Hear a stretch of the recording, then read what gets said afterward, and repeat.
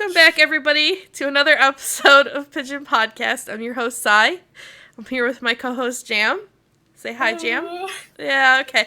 We're starting off this stream. Oh, God. We're starting off this podcast episode way out of it. I apologize ahead of time. I mean, this is what you get, though. This is what Pigeon Podcast is. Like, we are just goofy and fun and silly. But also, like, we want to learn and talk about cool shit, right? But, or just life in general. Oh, I'm gonna check something while we, intro this podcast. But yeah, we hope everybody's, week has been going well.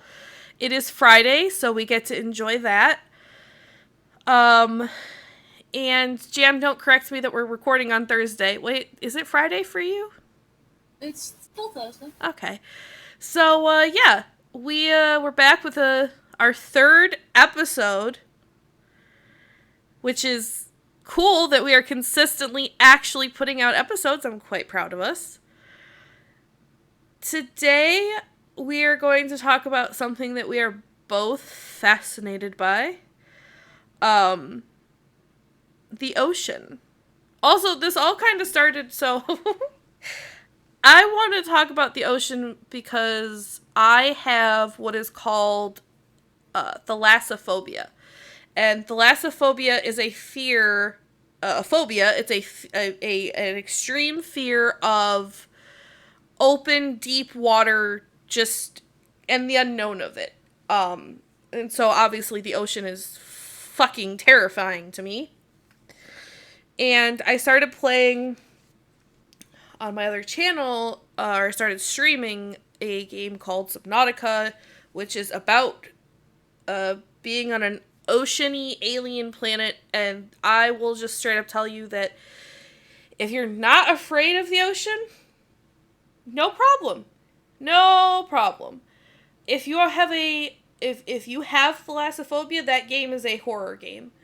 But I love it. So, but we were talking about the ocean, and I've been playing this game. And also just that, like,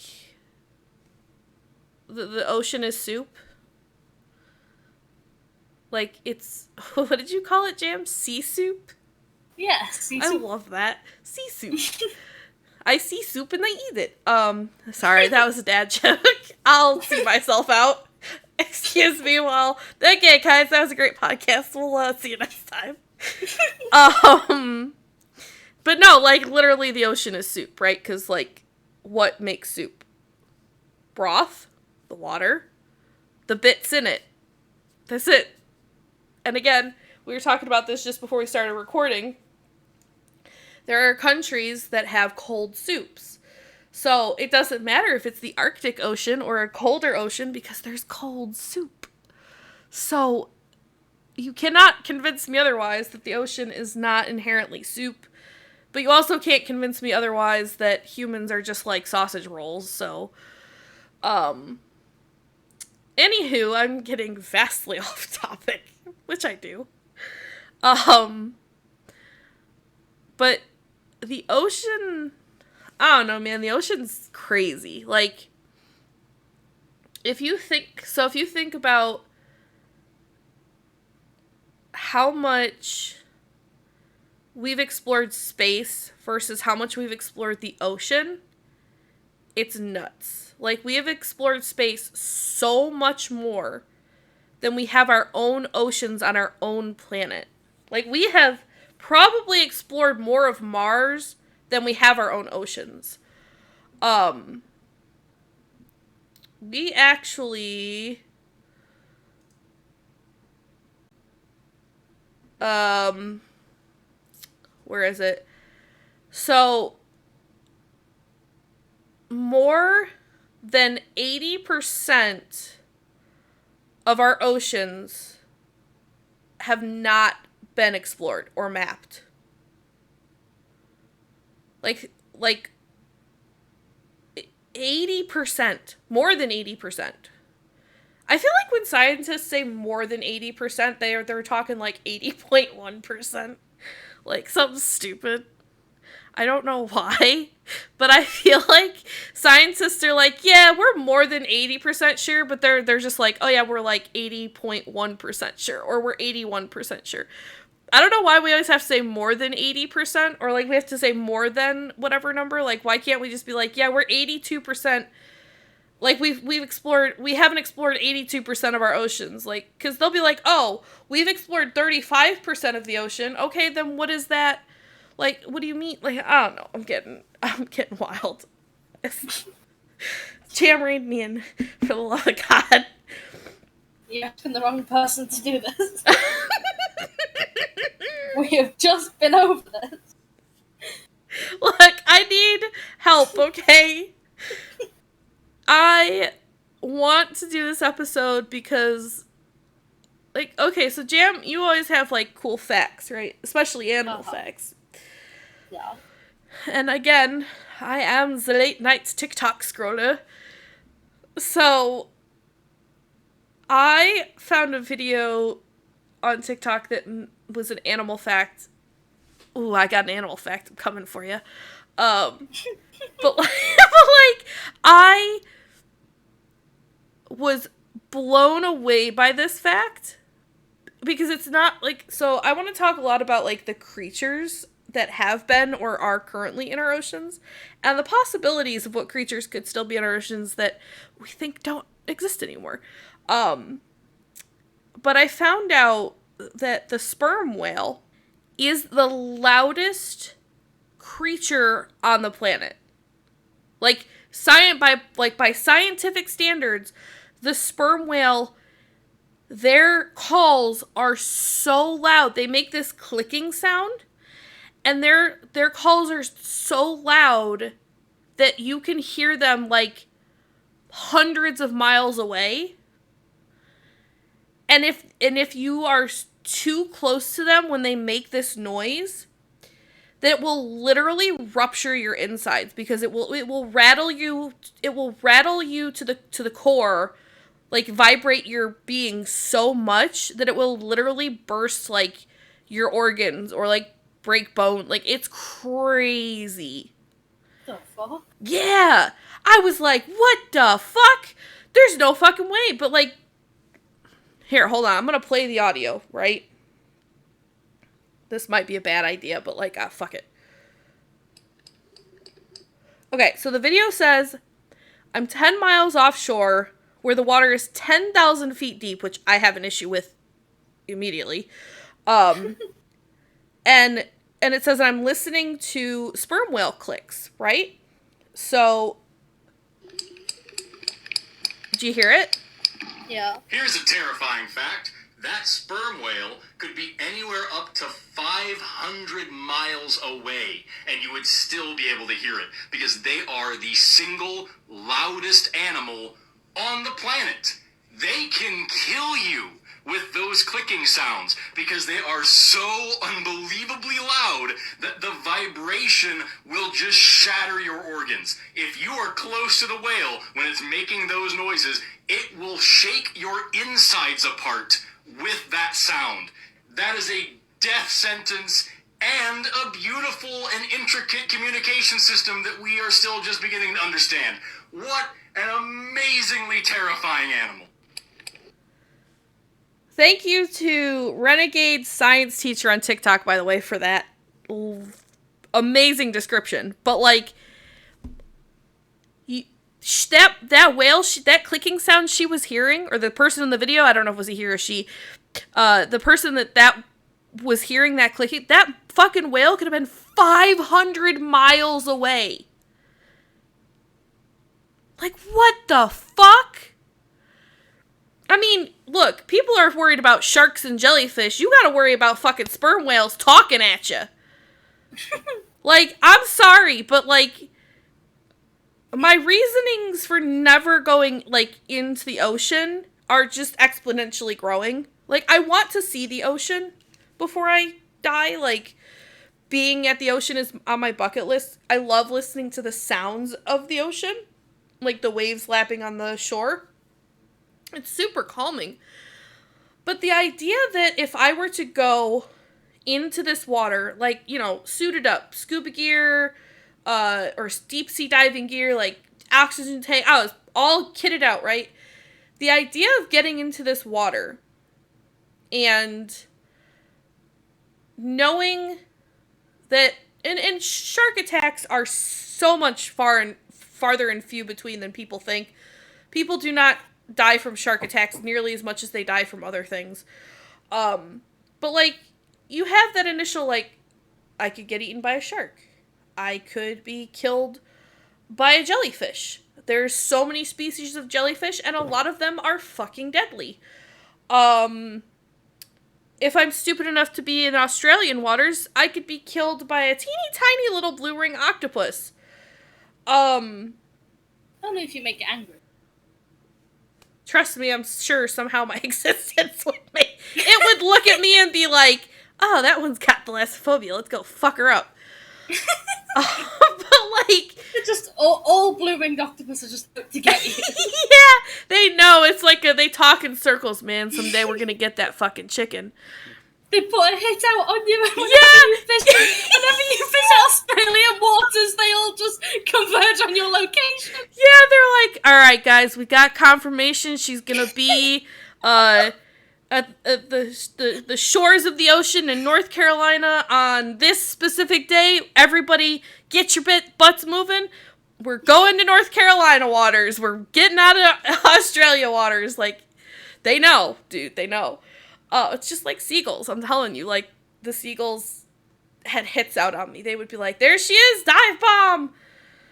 But like, you mean to tell me that not only do I have to worry about, like, actual deadly things in this water, but I also have to worry about if I hear a whale sound, which is supposed to be like a really, whale sounds are a beautiful noise, right? It's a beautiful sound, for most people anyway, but like, you mean to tell me that not only do I have to worry about sharks and jellyfish and blue ring octopi and all these other deadly things, right? I have to worry about if a fucking whale is talking too loudly near me? That, like, I mean, and I can't remember, I don't know if you want to Google it or whatever, Jam, but I think the sperm whale is the largest of the whales? Or is it the humpback whale? I can't remember if it's the sperm whale or the humpback whale that's the largest of the whale species. Isn't it like... I can't remember. I honestly can't remember. Everybody listens to the clickety-clack now. But like... the Antarctic blue whale Oh. is the biggest animal on the planet, weighing up to 400,000 pounds, approximately 33 elephants, and reaching up to 19 feet in length. I'm sorry. Time out. Did you just say that fucker is the equivalent of 33 elephants? Yep. Do you know how fucking big an elephant is? And that thing is 33 of them? What the? Yep. I'm never going in the ocean. And reaches up to 98 feet in length. Holy shit. There's no way. Okay, then how big is a sperm whale and a humpback whale? I'm very curious, because those are two whales that I'm very familiar with. Blue whales, I'm not as, like... It's not like as a common of a household name, I think, the blue whale. Okay, so according to this list of the 5 biggest whales, Okay. first is blue whale, 100 feet. Second is a fin whale, which is 90 feet. I don't even know what that is. Never even heard of it, neither No. have I. Sperm whale, 60 feet. North Atlantic right whale is 60, and then the bowhead whale is 59. Wow, so the humpback whale isn't even on the biggest... Jesus Christ, but that's... Okay, but like, we've seen, like, footage of, like, humpback whales and stuff, like, they're still... I mean, even if you look at, like, orcas, like, quote-unquote killer whales... I hate calling them killer whales, because killer whales don't kill people, and I think that when we call them killer whales, people associate them with being super deadly and dangerous to humans, which majority of the time they're not. They can be, but orcas are, I mean, like, they'll they'll fuck with, like, penguins, and they eat penguins, they eat, like, seals, stuff like that. Killer whales. Orcas are super deadly, but majority of the time, they don't mess with people. Like, if they're messing with you, a lot of the times it's out of curiosity, but anywho, I'm off track. But if you, I'm going, like, on a orca defense thing. I don't know why I'm defending an orca when literally no one has said orca's bad. But, like, think about how big, those are. And I mean, and not that we've seen them in person, but, like, think about how big that looks. And then think about that as, like, 20 times this. Could you imagine? So then how big was the megalodon then? Oh my god, are you fucking kidding me? Jam. What? So the blue whale is like 98 feet long, right? Yeah, and like something like that, yeah, around 100. That fucker is bigger than a megalodon. Jeebus. A megalodon gets up to 60 feet long. Like, it's still massive, especially because it's a shark. So, I wonder if the blue whale is, like, now I'm, like, fascinated by the blue whale. What the fuck? Hi, guys, welcome to the Blue Whale podcast episode. We're going to talk strictly about blue whales, because now I have gone into hyper-focus about learning about them. Before we move on from the sperm whales, have you seen how they sleep? No. I don't know a ton about them, other than they are gentle giants, essentially. I think they eat krill. Yeah, I think so. But I seen this ages ago, and I wanted to confirm it was indeed the whale you were talking about. Have a look at sperm whale sleeping. I'm kind of nervous. Is this a photo or a video? Photo. Just photo. Okay. Photos and stuff I can usually splice in with our podcast. Is this photo coming soon, or? Yep. Wait, hang on. Yep. Proceeds to, like, take 20 minutes. I don't know what that laugh was. I'm seriously not okay, though, with, like, the blue whale being larger than a megalodon. So, okay, what was the largest sea dinosaur? Multiple different photos of how the sperm whale sleeps. Yo, they look like bombs in the water. For our listeners, the sperm whale sleeps vertically. So instead of it being the horizontal creature that it normally is, it has decided to just go vertical. Its tail is down towards the bottom and its head is up at the top. And it's just floating. How does it not sink or float to the top? I have so many questions. I am gonna have so many more unanswered questions. Also, for the record, the blue whale being 98 feet, even the largest prehistoric dinosaur doesn't get that big. Jesus. Like, according to what very short research I've done, I'm gonna butcher the fuck out of this name, okay? Actually, I'm gonna put it in our little Discord, because I want to see if you can pronounce it as well. Oh, fuck. Yep. So, God, yeah. What the fuck is this? So, according to my small amount of research, there is something called the Shonosaurus sikiensis. The first one was probably as good as it's gonna get. Yeah, the Shonosaurus is what I'm gonna call it. According to this, the Shonosaurus got up to 85 feet long, so it was very close to that, but it Oh, it's that thing. It's what thing? I just googled what it looks like, or what. Yeah, it's like a fucked up swordfish or prehistoric dolphin. Yeah, I was gonna say dolphin. It's more dolphin-like, to be honest. Yeah. Yeah, it's like It's like a chunky dolphin. Yeah, it's like a chunky dolphin with a pointier nose, a longer point, like a swordfish nose. Yeah. It's like if a swordfish and a overweight dolphin had a baby. Oh god. I was gonna go there. It's just like a dolphin. I was like, oh fuck, here we go.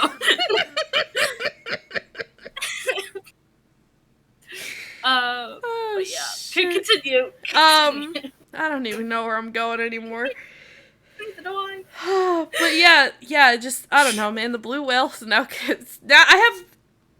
I'm afraid of, like, the deep sea creatures and the stuff that we don't know about. But, like, the thought of, this is why I think the blue whale is freaking me out so much. Because I'm 5 foot tall. I am 5 foot tall. Okay? That thing is 100 times bigger than me. Like, 100 times bigger. What? Like, could you imagine how fucking insignificantly small you would feel if you fucking were next to that in the ocean? I'm I'm gonna have an existential crisis over the fucking blue whale. Alright, wait, so I'm just gonna do this. Largest sea creatures. Could you imagine if the sperm whale only slept like that? Or rather, people thought it was sleeping, but instead it was just waiting for someone to swim over it to launch out and eat them. Oh no. Why would you say that? Because I'm looking at it and it's all it looks like. It looks like they're just waiting for some shadow to swim over so they can lunge out and grab it. Well, you know there's creatures that do that in the ocean, right? There's I believe it's a type of eel that lives at the bottom of the ocean, and it sinks itself down into the debris, like the sand. Yeah. And then and then there's other ones. There's also, I don't remember what it's called, but there's also like a flat type of fish that does the same thing, and he's colored to look like the sediment, not debris, sediment was the word I was looking for. He camouflages really well with the sediment at the bottom of the ocean, and he just waits, and when something swims past him, his big-ass mouth, remember the tawny frog-mouth bird we talked about? Oh, no. It's like a fish version, of that mouth. Essentially, and he comes up and he just the fish in and then game over. I love that. He just yoops the fish. Yoops the fish, bro. That's what it is. But like the ocean just, I don't know, man. Here's the thing. What's crazy is that I do have the thalassophobia. I do have that fear. I do really never want to be in, like, if I could be in a controlled environment, like, and see these creatures underwater, like, be in the water, but in an environment that isn't just the wild, I think I'd be okay with, like, diving and, I mean, I also have a really big fear of drowning, so I don't know, man. It would be a struggle, just all the way around. Like, what if my oxygen tank stops working? What if I can't swim to the surface fast enough? Like, there's so much that can go wrong with the ocean and people being in it. It just, it's not our natural habitat. We're not meant to be wet. Just stay on land.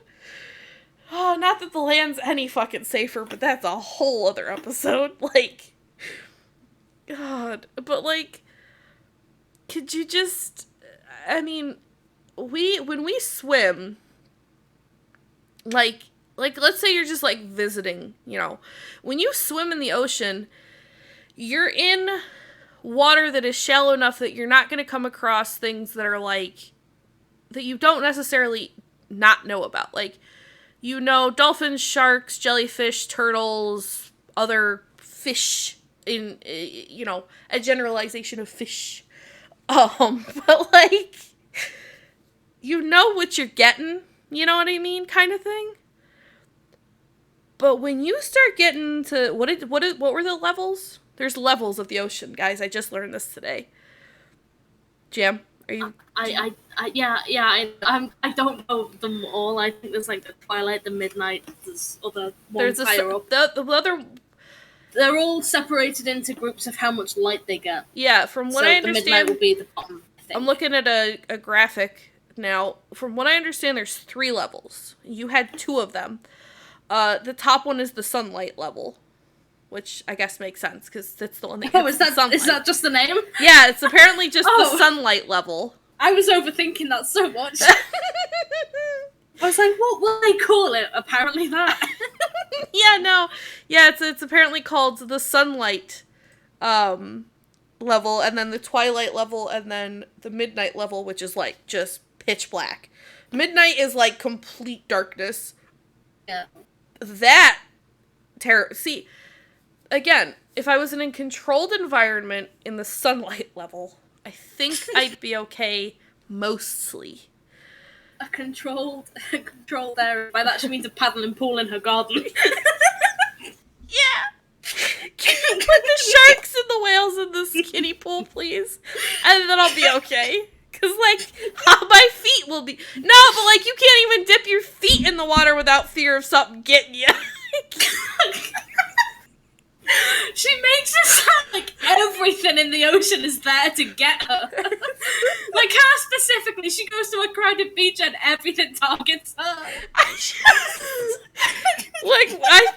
think this started in my childhood, okay, because we had a pool in our bag. Like, this has nothing to do with an actual ocean, by the way.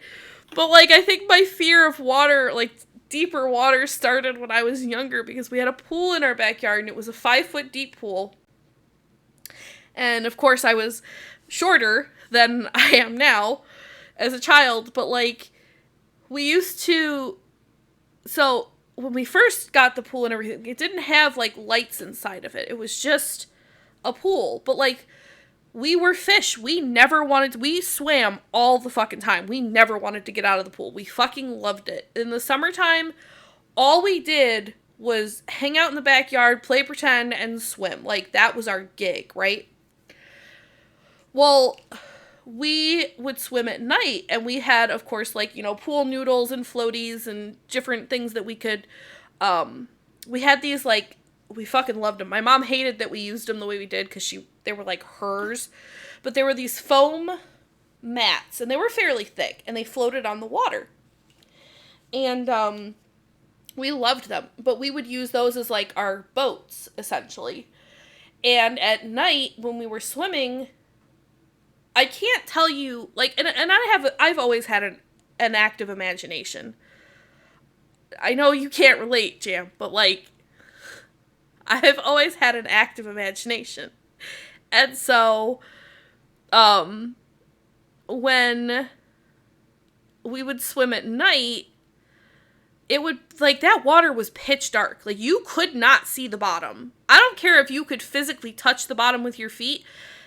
Not being able to see the dark, like, to see through that water was terrifying. And we were stupid. And so we would play this game where everybody except one person would get up on, like, the flotation devices that we had. And, which, now that I think about it, is kind of funny because they didn't, like, fully float above the water. Like, we were still technically in the water. But, like, we were on something, so I guess it counted. But the person who wasn't on one of these floaty things, would pretend to be a sea monster, like a creature in the water, which, looking back, boy, this explains a lot. But, like, they would go under the water, and you couldn't see them. And if they weren't splashing, you couldn't fucking hear them. And we would be sitting... We had to piss our neighbors off, but we would be sitting in silence. And then all of a sudden you'd hear, like, a little splish, and you'd be like, oh, fuck, what was that? Where are they at? Like, because the person would just come up out of nowhere and tip you off your raft, and then you would be, like, not that it was deep water, not that it was the ocean, but like getting tipped off of your quote unquote safety net into water that you cannot see into is fucking scary, especially as a kid with an active imagination. And so I think maybe that's where my fears began. Like, I didn't know what was in the water. I guess it's just a fear of the unknown, but like, I'm also afraid of the known. Not like, okay, the whole point of that was that like I'm not afraid of the known, but I am. Like, I'm fascinated by the ocean. This is the part of the problem.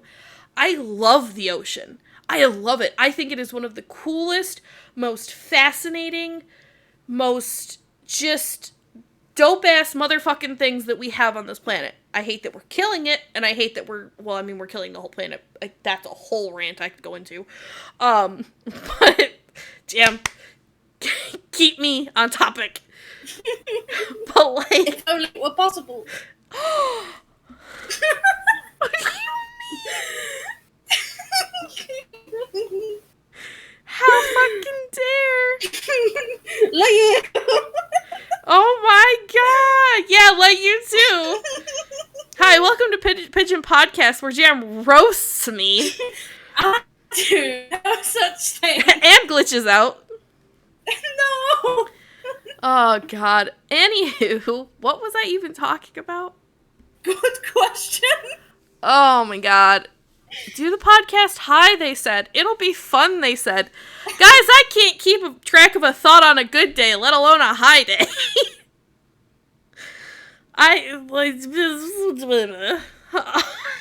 Yes, and other things. And other things. But yeah, like, I don't know, the ocean is super cool. It's very fascinating, right? But, like, also terrifying. That unknown element of what could be there. You know, in Antarctica, a place where very few organisms can survive, especially in the ocean, they just discovered in a, like, super, I don't remember how deep it was, but it was like a super deep, piece of ice. So it was a super thick piece of ice that they drilled through into this really deep cavernous place that hadn't been touched in God knows how long. And they found brand new organisms. Jam, did you... Hold on, time out. Did you snicker the first time I said organisms? No. Okay, I'm losing my mind then. My table might have tweaked. Oh, okay, never mind. Anywho, continuing on. You guys can, tear that apart for what it is. Once you figure it out. Why would Jam have snickered at the word organism? Y'all let me know in the comments. If you figure it out, you're spot on the nose. You got it. But like...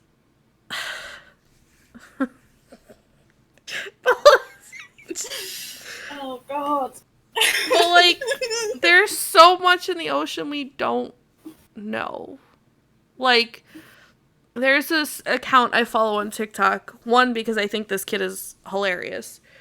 But two, because, you know, we don't know what's out there. There's this account called Sharky Wahlberg. Which, first of all, that name is phenomenal. Chef's kiss. But, like... He follows this app, which is a free app that I don't know why I haven't joined, but it's this free app that everybody can get their hands on, and you can track the location of a bunch of sharks and one turtle. But it's really fascinating to see how far and how quickly these sharks can travel. And these particular ones are within range of swimming to the Bermuda Triangle. Jim, you know what the Bermuda Triangle is, right? Yeah. Okay. So, the Bermuda Triangle is... I mean, at its base, it's just a location in the ocean. Like, it's not, like, anything. There's no big monument. It's just a spot in the ocean. But it is known for being a spot where a lot of radio towers lose contact with planes. Planes go missing all the time there. Ships go missing there all the time. I can't remember what there's like some kind of science behind it too, but it's also just a lot of like what the fuck is going on in the Bermuda Triangle that like, you know, they've explored it to an extent, but I guess that area is fairly deep, and so any wreckage like is really hard to come across. But I mean, maybe that's changed over the years, I don't know. But the sharks will swim out to the Bermuda Triangle and just fucking go missing. Like, they have these tags on their fins that track their location. It's a geolocation thing that they use, and they have these points set up, and so it's like a certain amount of space that these sharks will be tracked in. And the Bermuda Triangle is within that location. And so these sharks will swim out to the Bermuda Triangle. Something out there will stop the tracker from tracking them. They vanish off of the tracker completely. And then, like, months will go by, and they will just assume that the shark was gotten by something else. Which, again, is terrifying to think about, but we'll talk about that in a second. But, like, these sharks will just vanish, and they'll be like, oh, well, they must have died. Like, they must have gotten by whatever. And all of a sudden, that shark will just show back up. Like, if he had gone past the Bermuda Triangle, and again, this is all, like, a conspiracy theory thing. This isn't, like, there's no solid proof that this shark is, like, swimming into some wormhole in the middle of the ocean, vanishing into another dimension, and then coming back months later. Like, it's not like that, necessarily. It's more like something is making the tracker stop working. They don't know where the shark goes, but the theory is essentially that, like, if the shark had gone past the Bermuda Triangle, the tracker should have kicked back in because he's still within the location that tracks it, or just any other normal logical reason. But for whatever reason, because of the stigma and the what's the word, Jam? I don't know. Supernatural? No. No, because of the, like, the superstition. Because of the superstition around the Bermuda Triangle, like, because of the belief that the Bermuda Triangle is, like, this dangerous place that things just disappear, they started to wonder, like, what is so deep down in the ocean in that area that, one, the sharks come back out, but most of the sharks that go in there, like, do show up dead. Like, they find their bodies later on, right? And there's a conspiracy theory that really deep down in the Bermuda Triangle waters is megalodons. Like, because these are great white sharks. Like, these are the big boys. These are, like, the holy grail of sharks, right? I don't know if there's a bigger shark than the great white. I mean, yeah, I don't know. I don't know if there's a bigger shark than the great white. But these are, like, okay, yeah, but whale sharks are whales. Whale sharks are, like, whale sharks are not gonna chomp you the way that a great white shark. I mean, like, predator sharks, not, like... Oh, also, nobody's... Oh my god, now I'm gonna sound like a lunatic. Jam. Yeah. Baskin sharks are the next biggest ones, apparently. Baskin sharks, okay. So, first is whale shark, second Baskin shark. Okay, but whale sharks and Baskin sharks are not... They're predatory I don't think whale sharks are predatory. I think the great white shark is the biggest of like the predator chompy teeth sharks, right? Because whale sharks are like, I'm pretty sure they eat scrimps. After the basking shark, it would be the megamouth shark, which is 25 feet, and then a tiger shark. Wait. Where's the great white on that list? Let me have a look, because after that one it goes to the Greenland, so let's see what it says. I'm so confused. Yeah, the whale shark is a slow-moving, filter-feeding carpet shark. So I want to know, what is the largest... Okay, so first is whale shark, second basking, third megamouth, fourth tiger shark, fifth Greenland, sixth is the great white. Great white's only 20 feet, whereas the Greenland is 24, tiger's 24.6. Interesting. Oh, I hate the megamouth shark, it looks awful. Will you send me a photo? Sure thing. So the great white shark... But I think predatory-wise, the great white is, like, the largest of, like, the I'm gonna eat mammals and dolphins and fish. I think. I don't know. I hate that. Yeah, it's like Nerf sharks, tiger sharks. Oh, well, here's the thing. A lot of sharks don't attack people, like, ever.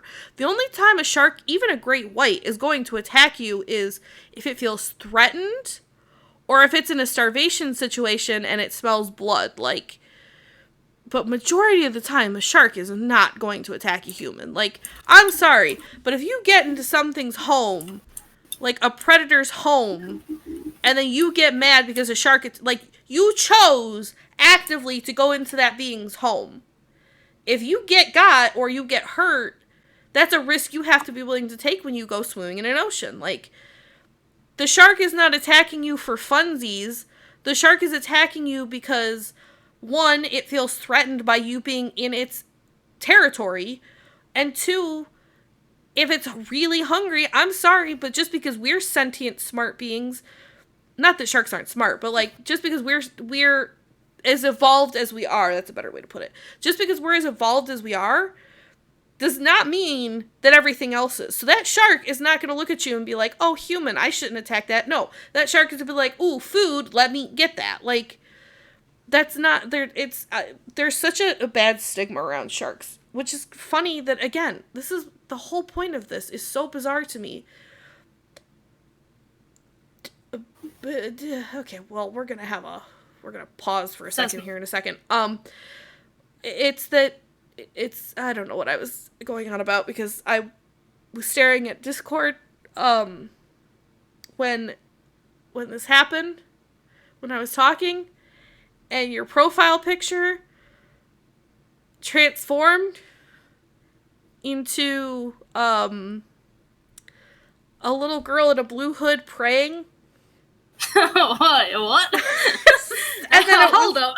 And then my eyes came back into focus, and I saw the fox again. So back to the sharks thing. Yeah, so apparently many experts consider bull sharks to be the most dangerous shark in the world. Historically, they're joined by their more famous cousins, the great whites and tiger shark. Okay. I forgot about bull sharks. I used to know all the types of sharks. I was again, that was the point. I am fascinated by the ocean, but I struggle to understand why we would want to actively choose to go into another being's home when those other being, like, I'm sorry, but, like, if you think about the ocean, like, on, like, people on land, like, think about, like, they have communities, they have rules, they have their own, like, whole thing going on. Like how we do on land. Like, we have, you know, humans and cats and dogs, and we have hierarchies for like humans and animals and all these things. And the ocean is like that too. So like humans are technically an invasive species into it's like if somebody were to bring a creature that doesn't naturally habit like Chicago from Australia, and then it became a species that just exists in Chicago now, that would be an invasive species, especially if it's detrimental to the environment in Chicago versus like it's good for Australia. And the ocean is like that too, in my opinion. The ocean is like that too, where you have all of these creatures that live together, they coexist and cohabitate and hunt like we do. You know, though we have modernized hunting, we still are technically hunting cows and sheep and whatever, right? So they do that. It's just, to us, we see it as, you know, the quote-unquote circle of life, the food chain. So when, like, humans are actively swimming in oceans and then getting stung by jellyfish or bitten by sharks or whatever the case may be, you know, poisoned by a puffer fish, whatever it is, like, if you choose, and this is why I have a weird thing of, like, I'm afraid of the ocean, but I'm constantly defending it because I love it so much. If you get mad at, you know, if you're mad and upset at sharks for shark attacks, if you hate jellyfish because, you know, oh, they hurt you, like, yeah, I get it, but also, like, you basically, it would be like if a shark came on land, kicked in your front door, and fucking just was mucking about in your house, and then you got mad and you bit it, and they'd be like, oh, put the human down. But that's the equivalent of it. We are basically walking up to the ocean, kicking the door in, and then mucking about in it and acting like it's not gonna piss off something that's swimming. Like, for all you know, you could be swimming through the jellyfish's living room. Like, but that's, look, it's soup, but it's also their home, okay? Like, they live there. They don't get the option to, like, migrate elsewhere. That is where they live. If I don't like my neighbors and I don't like Chicago, I can fucking move, right? Sharks, yes, they travel and stuff, but they can't move. They can't just pack up and be like, all right, well, we only can really live and survive in the Pacific Ocean, but because of humans, we're gonna have to, you know, we don't like these humans, we're gonna have to go live in the fucking Antarctic waters. Like, that's not how it works, motherfuckers. It's not. You can't. You know, Jam. Yep. Did you agree with any of this, or, like, jump in at any time, please, for the love of God? I was just reading something interesting about sharks. Oh my God. But, like, it is, we're kicking in the door of the ocean and then getting mad. Let the shark live his life. But also, I don't want to, but maybe me not wanting to be in the ocean is a good thing. Maybe that's how everybody should be. Respect the ocean, you know? You got your kids out here, you're not watching them, they're probably pissing in the ocean. Goddamn. Piss babies. So what are you reading about sharks? Just different, like, facts about them. Like, the Pacific sleeper shark is thought to have litter sizes the size of around 300. What the well, you know what, I guess that makes sense, though, that I feel like a lot of sea creatures lay large quantities of children. Or, wait, birth? Lay. Some of them lay them because they eggs, right? But then some of them give birth because it's alive when it it's not hatching. It's alive when it comes out. But if it's laid, then it's hatched. It's a lot of luck. That's a lot of things to think about. But that makes sense though that they're doing that. Like the ones that are laying things, because the ones that are laying things probably are the prey more often than not, and so they probably lose a chunk of the kids before they're born. Yeah. And then that way, like, that's like a survival thing. Like, that's instincts and stuff kicking in and being like, we must make more of our species. We cannot die out. Which is fascinating. I also learned that, would you know the name for baby sharks? No. I know a song about a baby beluga. The name for baby sharks is pups.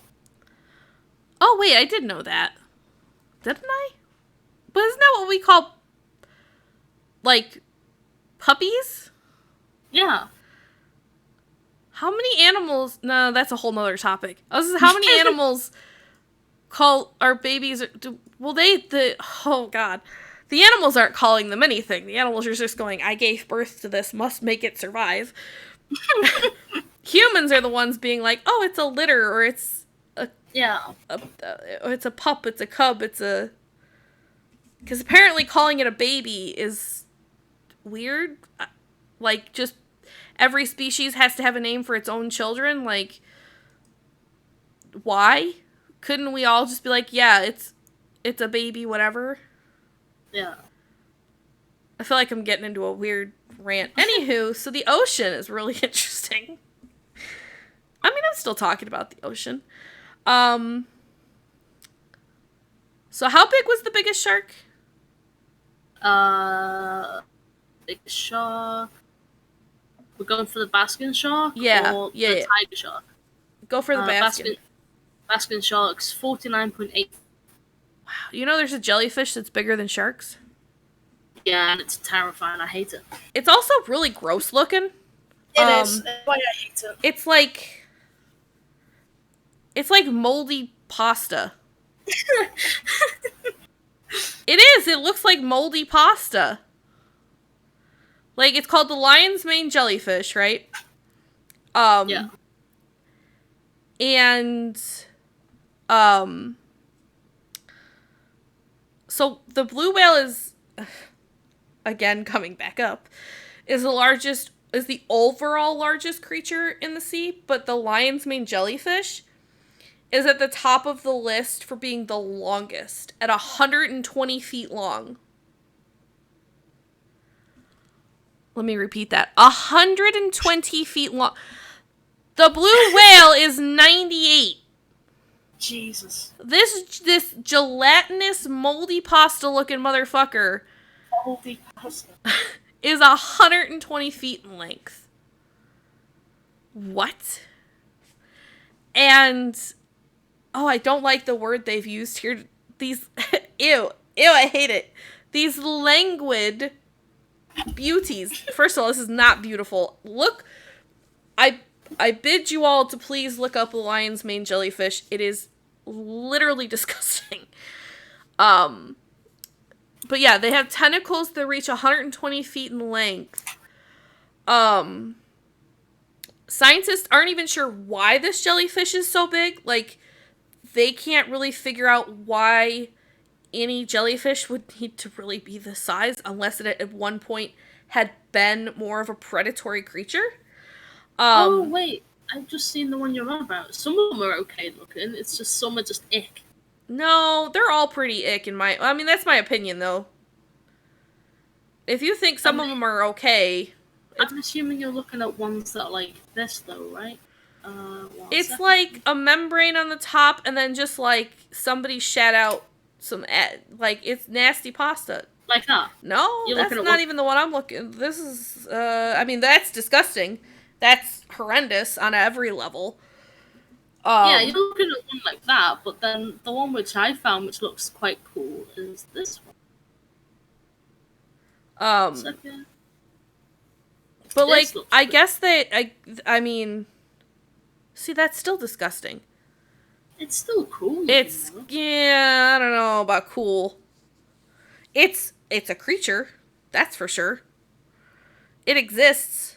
For what purpose? I still don't know why the fuck jellyfish, like, what do they do? What do jellyfish provide to the ocean that require them to exist? Not so much because I'm afraid of them and some could kill you and I don't want to ick, but like, of all the creatures in the ocean, you know, so many creatures within this ecosystem have a job, a purpose, a reason for being. Jellyfish are like 93% water, right? Or 97% water. Just give them another 3% and make them water. Add water to the ocean. It needs it anyway. You know? What are you doing? What are you typing? Just checking. Checking what? The percentage of water a jellyfish is. About 95% water. Right. So, okay, cool. So what is it? Hey, Google. We're gonna Google this. Hey, Google. What is a jellyfish's purpose?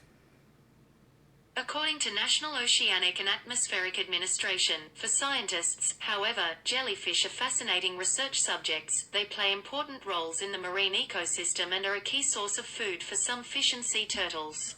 Okay. So they're just mainly food. Their purpose is to be food. Their purpose is to be... Who the fuck is eating a lion's mane jellyfish? What is that, like, the final course before you explode? Like, also, well, but wouldn't something like, wouldn't it hurt? It would hurt to eat a jellyfish. Well, not turtles. They're just scaly, aren't they? Like their No, skin but like, isn't exposed. if a turtle, but I'm talking about eating them. What's eating jellyfish where they're not getting stung? It's just like nettles. You can make like nettle soup. You can hold the nettle without being stung. Like, it must be like that, you know? Except they're not cooking jellyfish, they're just eating them raw. Right. Sushi, you know? Right. Oh, God. Turtles out there eating sushi. Do you think that there's jellyfish sushi out there? I mean, they're eating... I've seen Bear Grylls, I think it was, or someone else, Jeremy Wade, maybe, caught a live jellyfish, decided to just cut it up and eat it while he's just wriggling. Yeah. Like, I'm talking cut to like 15, 20 pieces and each piece moving on its own. And just ate it. Ew! Okay, that reminds me of a time there was a channel I used to watch on YouTube where this girl went to I've heard of this channel. Korea. Oh, there's a bunch of them. This was Sweet and Tasty. I still watch her from time to time. She doesn't post as much. She's real good, real great person. I think it's called Sweet and Tasty TV, and she travels to other countries and like shows you around street markets and street foods and stuff. I watched this girl eat okay, so the person took the octopus, right? And it was wiggling and sticking and I like octopus. Like, I think they're really fascinating, cool. I don't like to see them hurt. Anywho, that was a whole thing. But, like, I watched them, and then there was octopi pieces that were moving, and I watched this girl take a still alive octopus tentacle that was moving and eat it.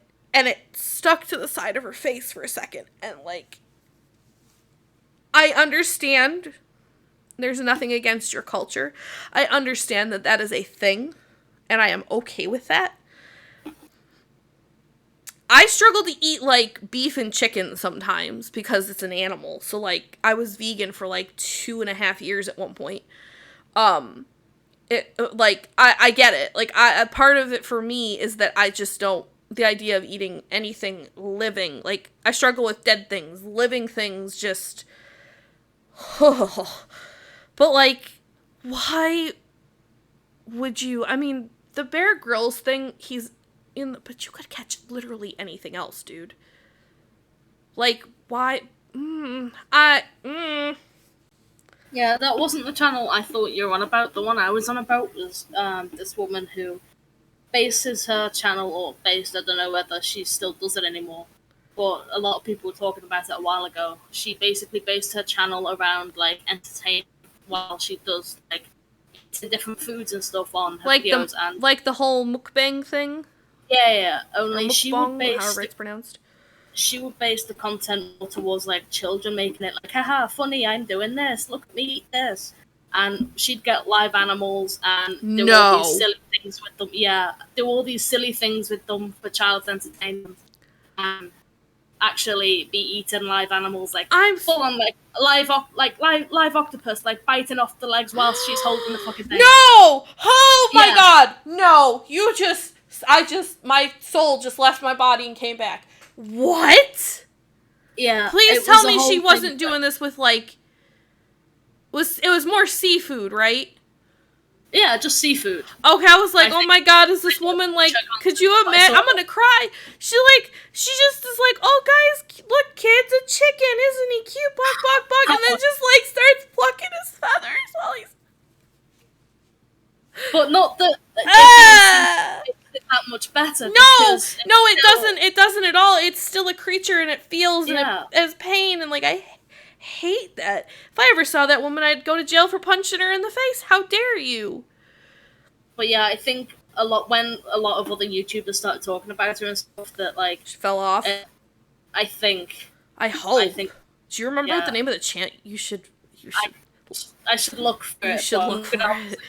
Yeah, We can do a whole episode about, like, YouTubers and the whole mukbang thing and, like, the shit that I've seen. Have you heard of Nikocado Avocado? That's a whole thing. I've not heard what. There's this YouTuber, Nikocado Avocado, and I don't remember what his content was before, because I had never watched him. I've seen what it was, I just can't remember off the top of my head. But he realized he was like this average size dude, right? Just a normal dude.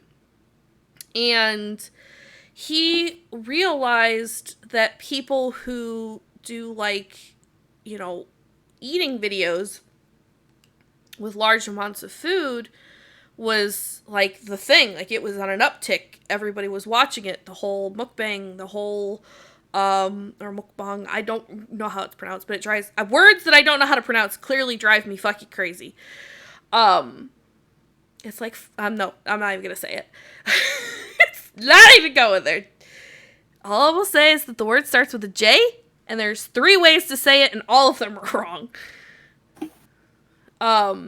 But there's this guy, Nikocado Avocado, and so he started these eating videos, right? Yeah. And...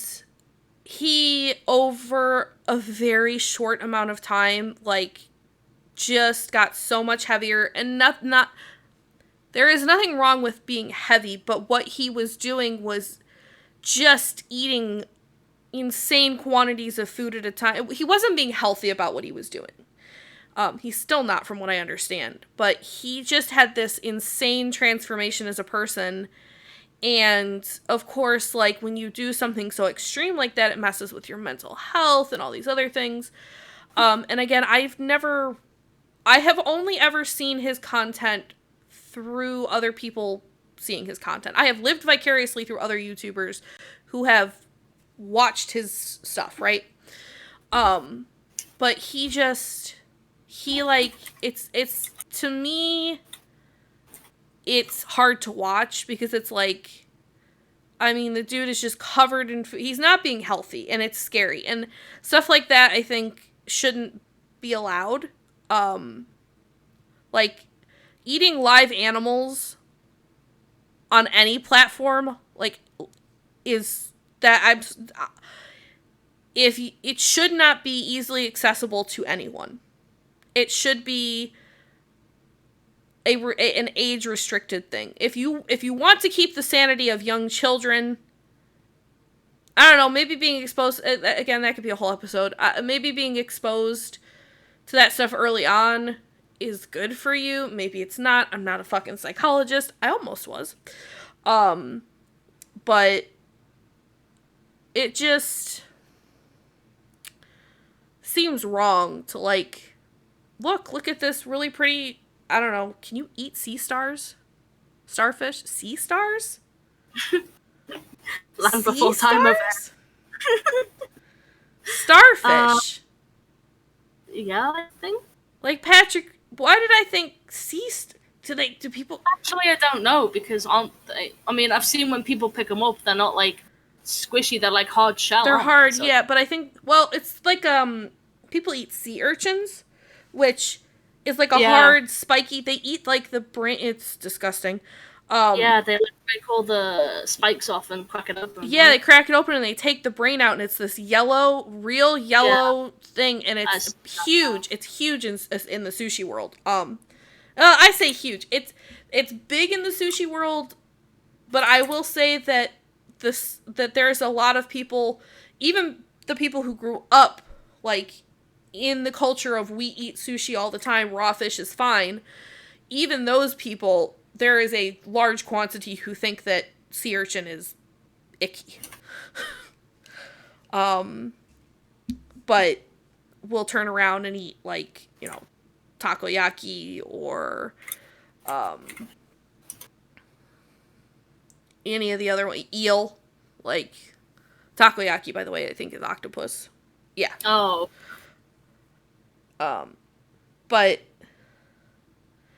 like, it just, that stuff to me just should not be on the internet. Like, there's the complete opposite of, like, the people who do the mukbangs and eat all the time. Like, I think that, like, showing unhealthy, I don't know. Maybe this is just my projection of my own trauma, but I showing unhealthy food relationships, unhealthy eating habits as a trend, I think is very dangerous for young people and can cause them to have eating disorders. But, like, the opposite side of, like the Nikocado avocado situation is, there was a girl, I think she's still alive, I have not looked in years, Eugenia Cooney, who is unfortunately struggling with anorexia, which is terrifying to watch, by the way. I found her content years and years and years ago, and at the start, like, she was fine. She was, you know, obviously a thinner person, but she was pretty. She was, like, a good weight. She looked very healthy. And as she went on, I mean, the Holocaust is one of, if not, it is one of the worst things that has ever happened to this world ever. And if you see pictures of the Holocaust and you see pictures of the people who were starved in camps, she was beginning to look like that. And last I checked, she still looked like that, and refused to admit that she had an eating disorder, which is fine if you don't want to talk about it, but also don't tell your young, I wasn't young at the time, but, like, there are young girls that watch this content, and boys, whoever, there are young people who watch this content, and she's on here talking about how, oh, I'm a healthy weight, I'm good, it's okay to be this thin, it's okay for me, I have a thing, I'm just a skinny person, when later on she does admit, like, oh, I have anorexia, and it's like, that stuff is dangerous to me, because content creators who do that shit are just putting things into young, impressionable people's heads that cause problems that could kill them. I've gotten completely off topic, but whatever, it's a podcast, so we talk about what we talk about. I found that thing, by the way. What thing? The video I was on about that woman. Oh, did you really? Is she still around? Yep, her channel's up. From what I can tell, the only thing that happened from everyone reacting to the same sort of video is the video must have got taken down, but she's still allowed to, like, have a channel post up. Yeah, like, she still does all the same content, but I look at all the thumbnails, it's all just bright red colours, so I'm assuming it's all just cooked seafood. Yeah, it's, wow, so maybe they did actually make it change. That's good. If they did, that's really good. Yeah.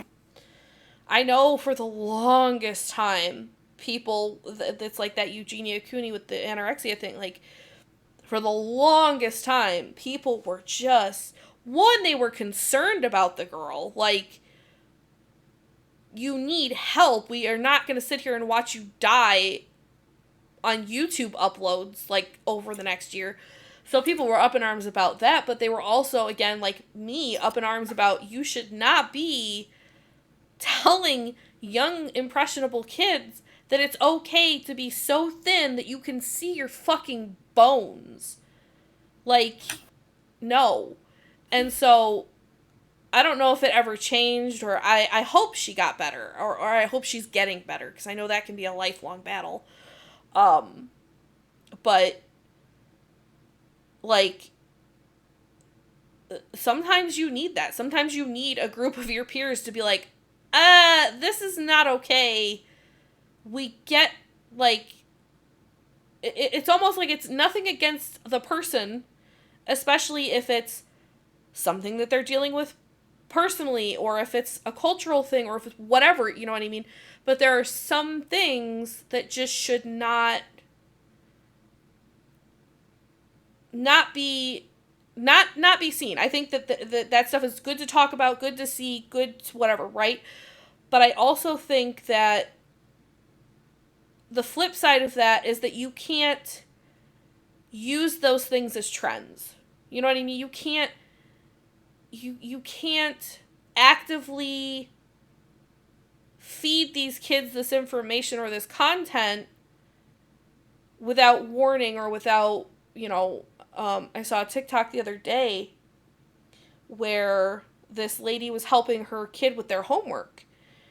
And it was like an English thing, right? And it had a sentence, and it was like, whoever, it was like, they had to take the words that they were learning and then put them into the sentence that made the most sense, right?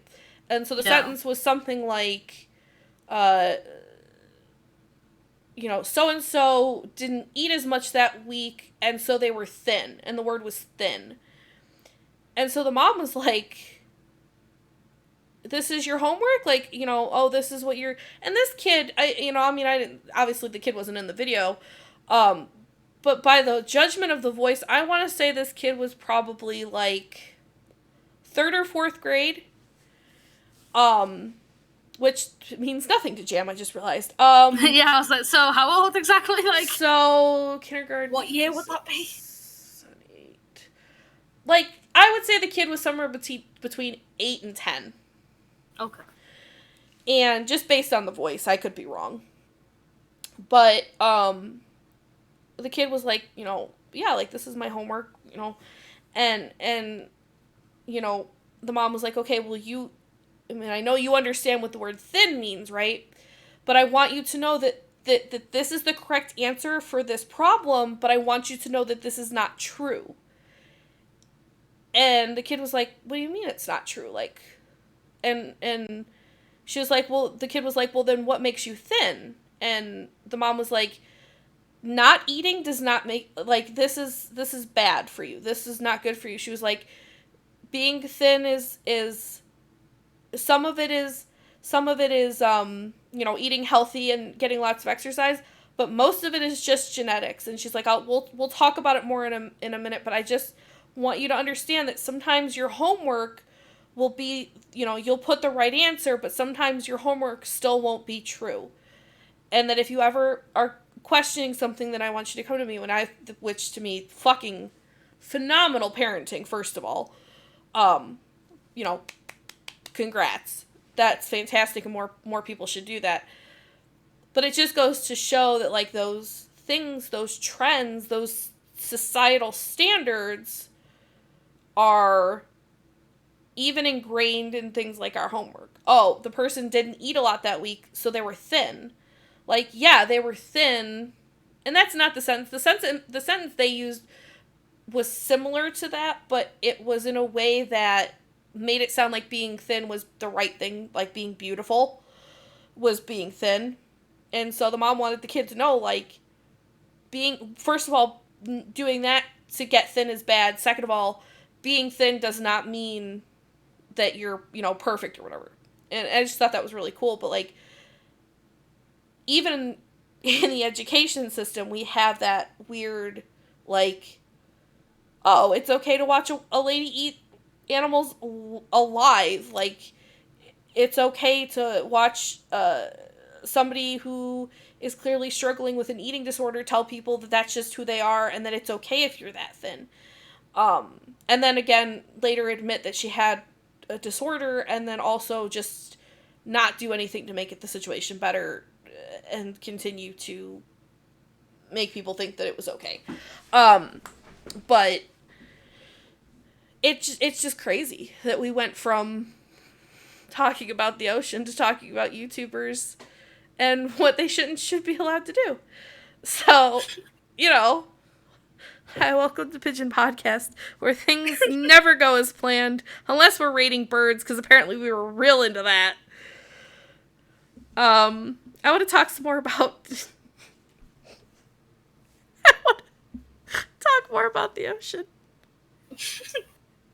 How long have we been doing this? I don't even know. Oh, we're good. We're golden. Jam. Yes. We're about an hour into the podcast. I would like to talk about some jam facts. Okay. Time for jam facts. Time for jam facts. Oh my god. So, did you know goldfish are covered with overlapping scales that are made of really thin bone? And that you can actually tell the age of some fish by the rings on the fish's scale. Like trees?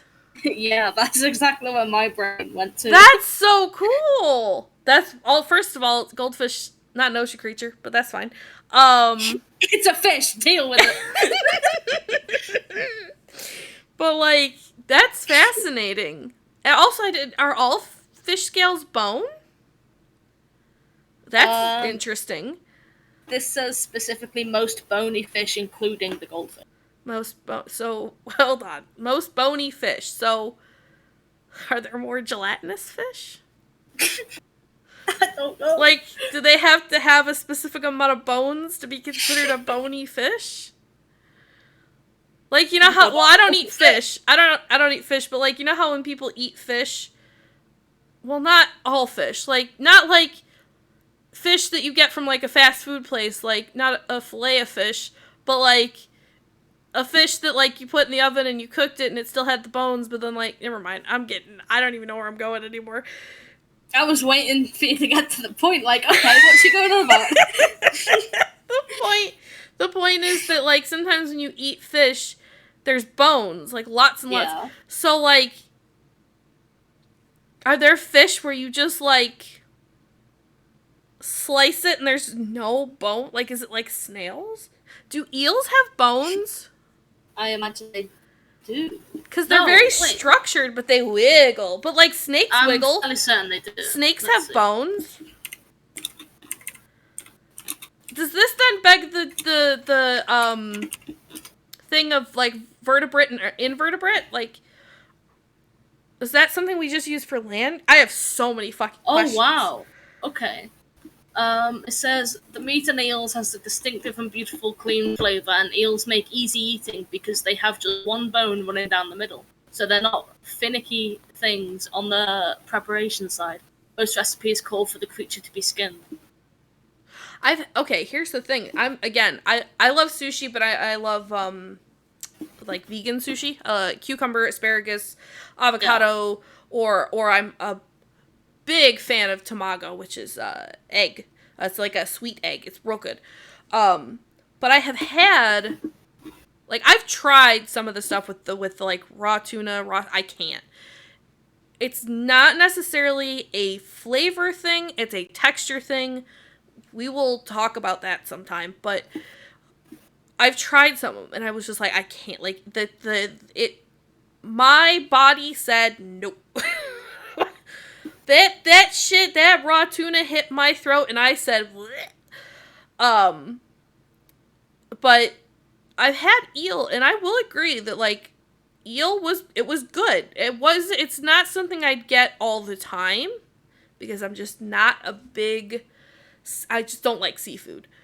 But it was good. So, I mean, but they have a bone. Yeah. So, I know this isn't like maybe this is a real, I know what I need. I know who I need. I'm gonna have to post this on, part on TikTok. Hold on, I'm just gonna do a thing. Cute. Don't mind me. Hank Green, I have a question that I don't know if this is a scientific question. I don't know if this is a question that you can answer. If you can't, I assume you'll come up with the best answer ever. I want to know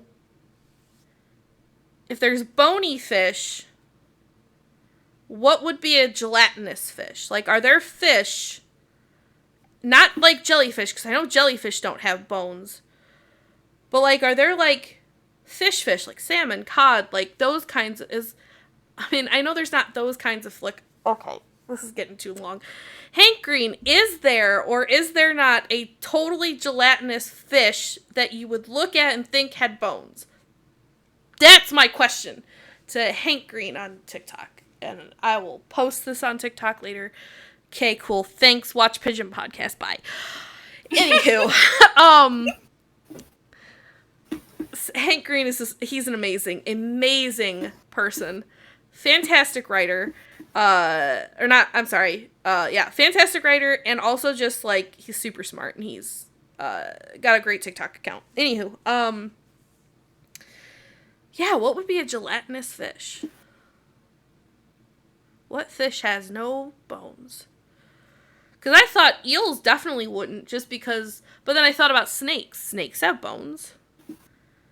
And they move, I was thinking about the way they move, you know? The rhythm of the wiggle. The wiggleness. The wiggleability. Yeah, the wiggleability is just like, you can't have a spine. But if you think about the way an eel moves, it has a movement that a spine could handle. Unless you're Jam, and then your spine ain't handling shit. It's a stretched crack. Yeah, it's just Jam getting up out of her chair, just knees going. Knees weak, arms heavy. Why does this song keep coming up? I don't know, it just fits. I, like, genuinely think that, and I don't know, but I think that at least 2 episodes so far, out of 3, mind you, that we have made reference to Eminem's fucking 8 Mile song. Which, I love Eminem, so, like, I'm fine with it. But, like, what the fuck? It just fits. It does. It's like the perfect. Oh, God. Anyway, another fish fact. Yeah. You ever heard of coelacanth? I'm sorry, have I heard of what? Here, I'll let you try and pronounce it. I'm pretty sure I'm saying it right. D-O-E. You try to pronounce it. I can't really help you on the pronunciation. I can't even pronounce pronunciation. Fucking Christ. Hi guys, welcome to Pigeon Podcast, where Jam does clickety clack, and that is a word. It is indeed, and it's a type of fish. A seal. Yeah, Go on. coelacanths, I guess. Coal? Coal. Spelled without the start. Well, I mean, there's people who name their kid Cole, and they spell it Cole. So... Yeah, fair. Yeah, I'm pretty sure they're called coelacanths. Coelacanths. Yeah, at least that's how I heard some fish biologists say it, which I'll send you his channel, it's really cool. Well, I learned a lot from it. You tell me the fact, I'm gonna Google that so I can see what the fuck it looks like. Yeah, so coelacanths were thought to have died out over 65 million years ago. Oh, I've seen this fish before, but I forgot what it was called. Keep going. Sorry, I'm excited. And in 1938, a single specimen was discovered off the coast of South Africa in the Indian Ocean. The fish lives in deep water on steep rocky reefs and in caves. They are fierce predators that grow to nearly 2 meters long, but breed slowly and are endangered by fishing. The second species was discovered near Indonesia in 1990. Damn. There's a YouTube channel I watch, guys, did you notice that I watch a lot of YouTube channels? I'm like this, I have a YouTube channel for fucking every conversation. I'm like, oh, if you like blah blah blah, you should watch blah blah blah. Look, when you have, I wanna do an episode about ADHD at some point, honestly, or I want to talk about it in a podcast at some point. Small snippet: I have ADHD. It's severe. If you had not picked up on that, don't think previously at all. Then at all. Think the secret's safe. I mean, they're either I imagine. I got a question for Jam. I'll ask Mr. Bear later. So a question: when you first met me, how long was it before you thought I had either ADHD or autism? Not until you told me. Really? Yeah. Like, genuinely, you couldn't tell that, like, I had... I couldn't tell. Like, I live with Ellis, and I couldn't tell. I mean, I'm not as extreme as Ellis. Yeah, I know, but, like, you'd imagine I'd be able to pick up on signs of it. Right, yeah. Well, I mean, I was never diagnosed with a touch of autism, but I question it. But the only reason I question it is because ADHD and autism have very similar aspects of things that people autists and ADHDers have very overlapping symptoms, but where was I going? What was I talking about? Talking about the how fish. Long did it take to realize? Oh, okay. The fish, yeah, no. Hi guys, welcome to Pigeon Podcast, the ADHD episode where you get to know just how bad it gets. Also, the drugs help. Elevate it. They make it worse. Weed makes ADHD worse. Couldn't tell, definitely not in that Slime Mantis series. Definitely not. Oh, what was my I God. Shev's got PTSD from that. Oh, yeah. Like, when I was streaming Slime Rancher on my other channel, man, I would be just every 2 minutes. Hey, Jam, what was I doing? Where was I going? It was so fucking bad, man. It was so bad. Hey, Jam, I'm gonna get high this Friday. Starts rocking in a corner. Yeah. Like, me and Jam are very similar creatures. We have a lot that we're very the same on. But like, we... When I do my Friday high day streams on my other channel, so Friday was like, it started because Friday was my day to relax. And so every Friday I would get off of work and I would get high and I'd play video games for 6 hours. But now it's like, it's something that I do more often just because I have the space and capacity to do it without feeling like it would negatively impact my life. But when I would play that game, I think Jam was just, like, ready to kill me. And so Jam was my babysitter, basically. Like, again, we're essentially the same person, but I was so ridiculous high that Jam essentially had to become my Friday stream babysitter. Which is a lot of pressure to put on Jam. Because, again, we are so... Jam's sleep deprived is me high. Couldn't be. Like, it's pretty much the equivalent. Like, and I would say that being high is kind of like, being sleep deprived without, like, you don't get the super tired. It depends on what kind you take, but you don't get the super tired right away. Like, with sleep deprivation, you're fucking exhausted. With I've never smoked anything. I've always just edibles, gummies.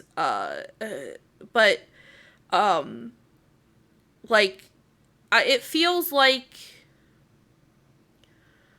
you're still super, like, aware and normal, and I mean, obviously, like, I'm not super slurred my words. I'm not, and it depends on how high you are too, obviously.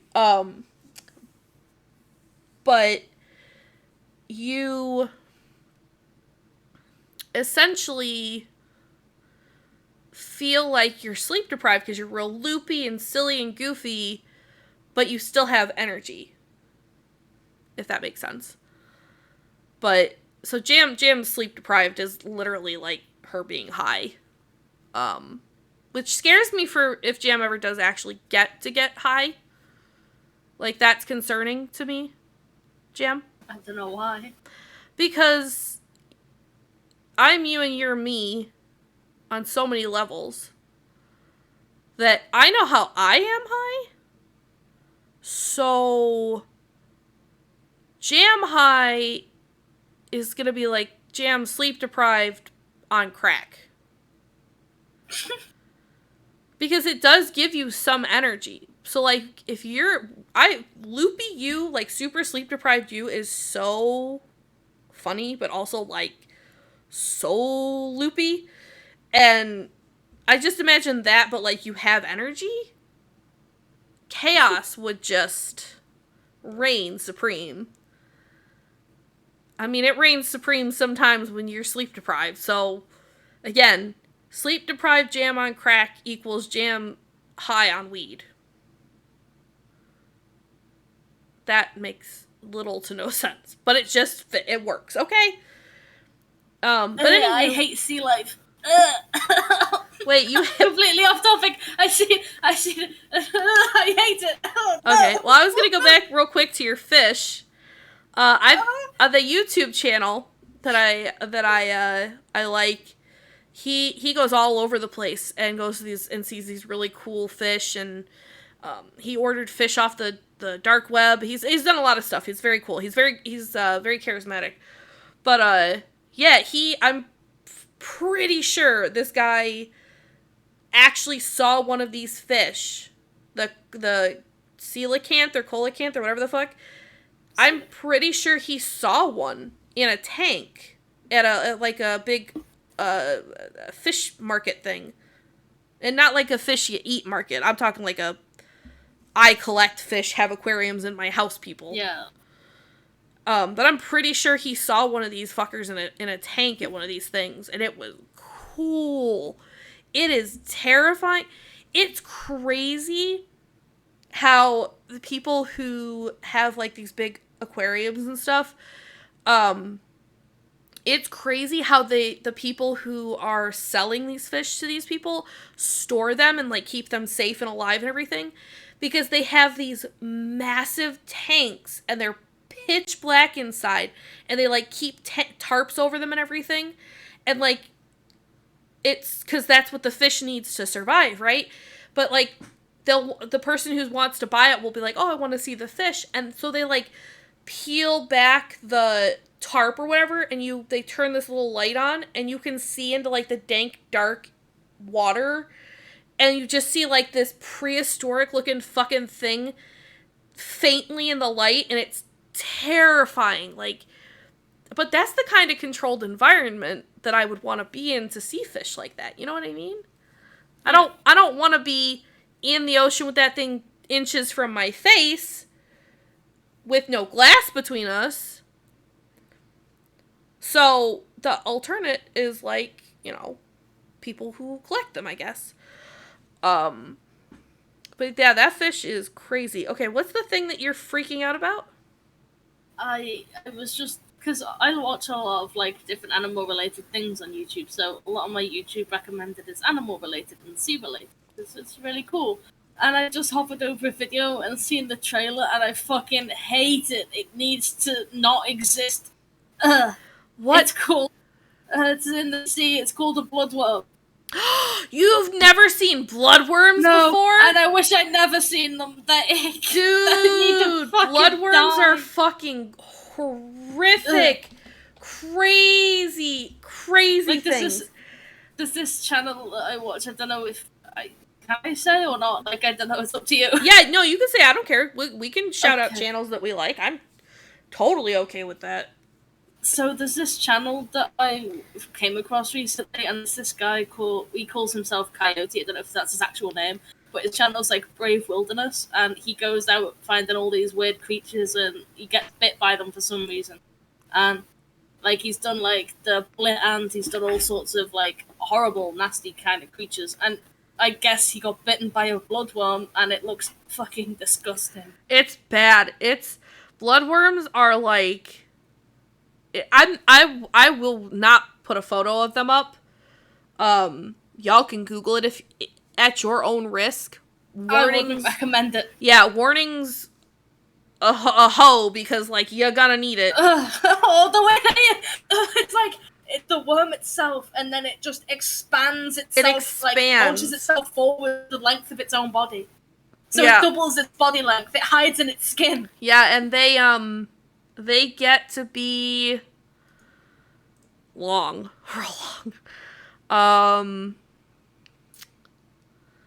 So as far as I know, they can grow up to 14 inches in length, which that's 12 inches is a foot, so they're a little over a foot long. Jesus. I hate it so much. So think of a worm / leech looking thing. It's like a leech in a worm's skin. It is. It is like a leech in a worm's skin. You are correct. It's gross. But think of that, the length of like, or like. The fucker's got teeth. Yeah, they got icky razor sharp teeth. Their bite feels like a like a wasp or a bee sting, like a real bad one. Their bite feels like getting stung by something really bad. They feed by extending a large proboscis that has 4 hollow jaws. Like, their jaws, like, disconnect, essentially, to open. Oh my god, they cause anaphylactic shock. Yes, and it supplies... They're connected to venom glands that they use to kill their prey, and their bite is painful to everything. Now, they're a bottom-feeding fish, but or creature. It's not a fish, it's a creature. But yeah, they are fucking awful, and they just expand out, and their mouths get super fucking big, and they just and they Apparently latch the on. only venomous worm on the planet. Where is it found? Was what? Where are they found? What ocean? What country are they near? I've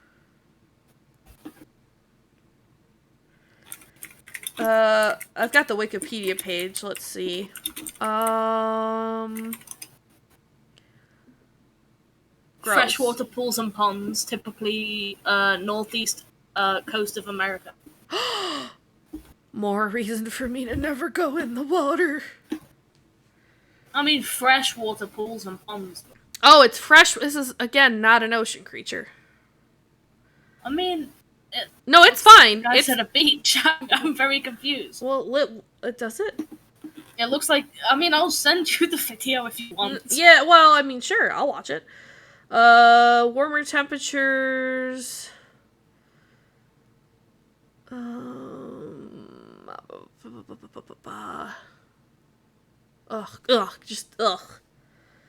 These animals are unique in that they contain a lot of copper without being poisoned. Their jaws are usually strong. I don't care. Oh, Jam. I take it back. Delete it. I'll remember the channel. Delete it. Absolutely. Uh-huh. Yep. Ick, get rid of it. Wait, you better you watch it too. Yeah, I recently came across it, and I've been watching some of that stuff recently, and that's one that got recommended to me, and I fucking hate it.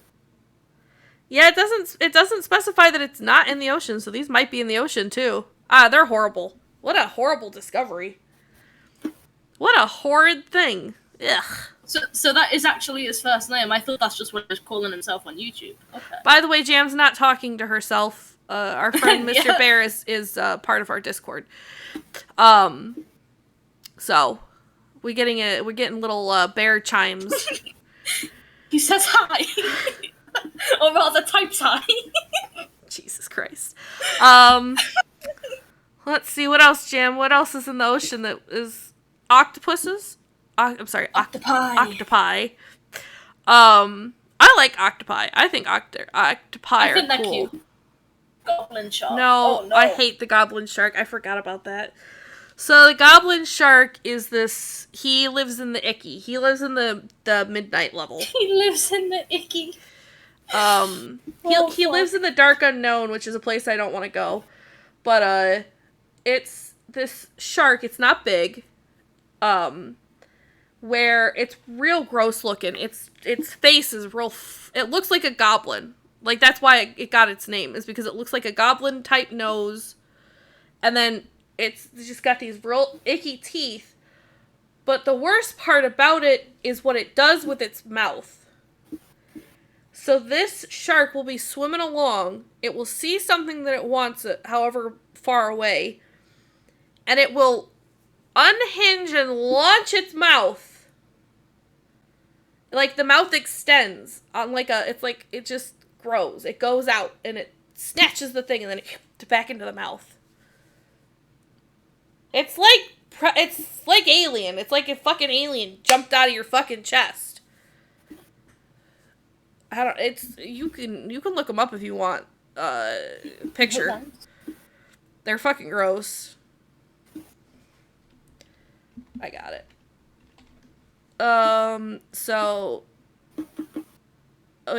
This... Oh, no, I'm sorry. This isn't the one that shoots its mouth out. Is it? No.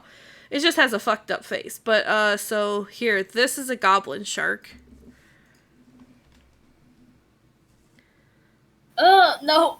It's a reason I didn't search him. Oh, no. Yep, I deleted it. The ick. It's horrible. It's horrible. It looks like somebody peeled the skin off of its jaw and, like, just exposed its teeth. No lips or whatever, right? It's like what I imagine an ancient shark, like, that's, like, 5 million years old and its skin's just wrinkled and it's not enough to cover anymore. It is a living fossil. Their lineage dates back 125 million years. Jeez. So it is one of the living fossils. It is one of the most ancient creatures that we have lurking currently in our oceans, which is insane. And they get up to 460 pounds, which is a lot. Jim, you don't measure in pounds, do you? No. What do you measure in? Grams, Stone? kilograms. Oh, grams and kilograms. Yeah. Stone. At least that's what you call it. What? There's also stuff like the frill fish. Or the frill shark. The frilled shark. Have you ever seen the frilled shark, Jam? The name sounds familiar. It's, this guy. He's, like, terrifying, but also, like, I'll show you a second picture where I think, like, it's kind of cute. Okay. It's gross, right? But, I like, don't hate look at his face! It's not as bad as the goblin. No, the goblin shark is a goddamn abomination. That thing's fucking horrific. No, the frilled shark is, eel-shaped. It's very eel-like. But it has, like, these really gross-looking rows of teeth on its face. It's not awful. But yeah, they've been around a long time, too. The frilled shark is about 80 million years old. So, but that does lead you to think, too, if there's stuff that existed 125 million years ago, not that it's like, not that it's 125 million years old and still alive, but like, that would be immortality. But like, they existed 125 million years ago, and then they still exist today. Does that not beg to wonder what other prehistoric creatures could be lurking in our waters? In our sea soup. What else is in the ocean soup that existed before and exists now? Like, there's tons of stuff, right? So, where is my... Hey, Si. Yeah. Looking at this thing, what would you say it is? I've seen that before, but I don't remember its name. It is a type of shark, I believe. But he's got a saw for a nose. So he's the... Saw-nose fish. Saw-nose shark. The nose. Saw shark. Nose. No, sawfish. Sawfish. Like a swordfish. Yeah. Yeah. He's like, I don't know, the ocean's making tools, I guess. We got sword and weapons. We got Hammerhead sawfish. We got saws and swords going on in the ocean. And hammers. And hammers. Yeah. Hammerhead sharks. But turns out it's not actually a shark. It's just a long ray. Oh. He's of the manta ray families. Yeah. Cool. It's an elongated ray found in tropical coastal waters. That's interesting. He looks pretty ancient. Not like as much as like the ones I just showed you. Yeah, nowhere near. But what if like plesiosaur? What is so funny? Because I glitched. No. It's just what I seen, and I've got to share it with you. So the swordfish, the swordfish, right? I just seen the derpiest looking picture. Oh wow, that is like it so looks like a human stuck their nose and mouth up against glass. It does. It really does. Basically, for our listeners, the shark. The bottom of the sawhead fish or head sawfish or whatever the sawfish, right? The sawfish. The bottom of it looks like a ray, like it looks like a manta ray. So from the top, it looks like a pretty normal sea creature, right? But from underneath, it looks like a manta ray. And you've seen how derpy manta rays look when they like are in aquariums and they like put their bottoms up to the glass or whatever. And it's so flat. It's so weird. But anywho, so I want to talk about like the things that could still exist in the ocean, like things that we have stories about that people are either chalk up to it being a myth or a story, or it's extinct. Like, there's no possible way that, I think that there's still stuff that exists in our oceans that, again, we have not explored we have not explored more than 80% of our oceans, right? So, there could be things that we just don't know about, and there could be truth to things like the Kraken, things like, well, I think we debunked the giant squid thing. I think the giant squid thing does exist. I'm pretty sure giant squids exist. But, like, you've got things like the Kraken. You know, some people say that plesiosaurs still exist. Even if it's just, like, one or two and it's, like, a really rare thing. Which the plesiosaur was an ocean dinosaur 203 million years ago. And it was a massive predator. And if you're a fan of Pokemon, is what Lapras is based off of. So, have that in your nightmares. Adorable Lapras is based off of a giant predatory fish. Dolphin thing. It looks like... It's like the long neck of the ocean, but nightmare fuel? Like it's no, I'm sorry. Lapras is not based off of plesiosaur. Lapras is based off of a Leopleurodon, a magical Leopleurodon, Charlie. If you don't get that reference, you're not old enough.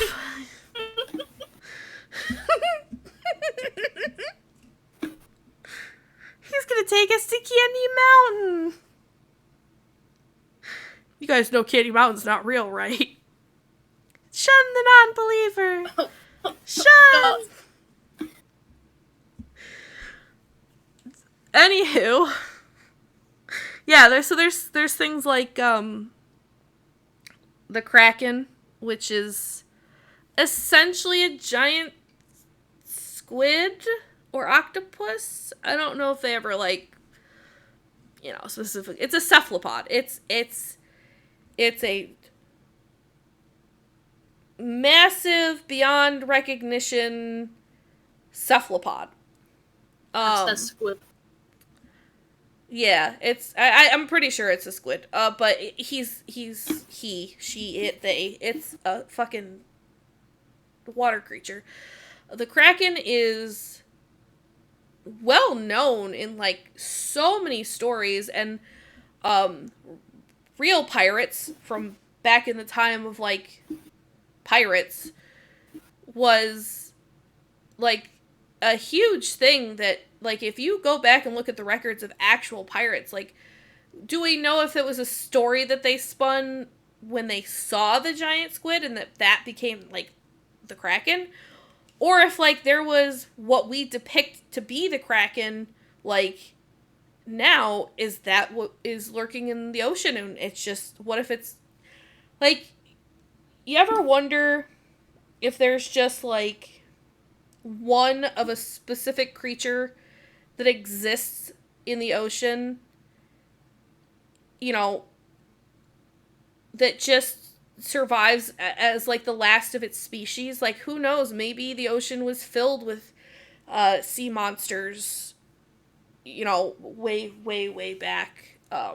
Like a lot of myths that or legends or stories that we tell now say that there might have been, or say that there were. You know, is it possible that the Kraken just lurks at the bottom of the ocean and just feeds off of, like, the reason we don't see it is because it has no need to eat people? Like, has it, like, you know, found enough food? Sharks, dolphins, whales, whatever it's eaten because it's fucking massive. Or, like, who knows, maybe something that big, because if you think about it, I'm going to circle this whole thing back to the blue whale. What does the blue whale eat?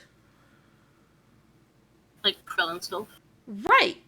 So just because it's the biggest thing out there doesn't mean that it's eating, like, bigger fish, right? So, who's to say that something like this doesn't survive on krill and it's just chilling in the bottom of the ocean and just isn't as disturbed, I guess? Like, has adjusted to humans having ships on water? Or, like, maybe there's bad enough storms where it comes, I don't know, like, it could be down there. You don't fucking know. Have you seen, like, do you have definitive proof that it doesn't exist? No. Do we have definitive proof that it does exist? No. But that's why I love this stuff and love history and science and stuff, because that's the whole point of, like, existing. Is questioning. You were talking about the whole, like, being the last of its, like, species and all that. And... Yeah. Well, have you heard of 52 Blue? No. It's meant to be, well, no one's ever, like, seen it, but it's meant to be, like, the loneliest whale. And it's called 52 Blue because its call that it makes is at 52 hertz, and it closely resembles the blue whale, but it's different. And it's been, like, following migration patterns and everything, and it's, like, people have said it's like it's calling out for, like, other of its kind and just can't find them.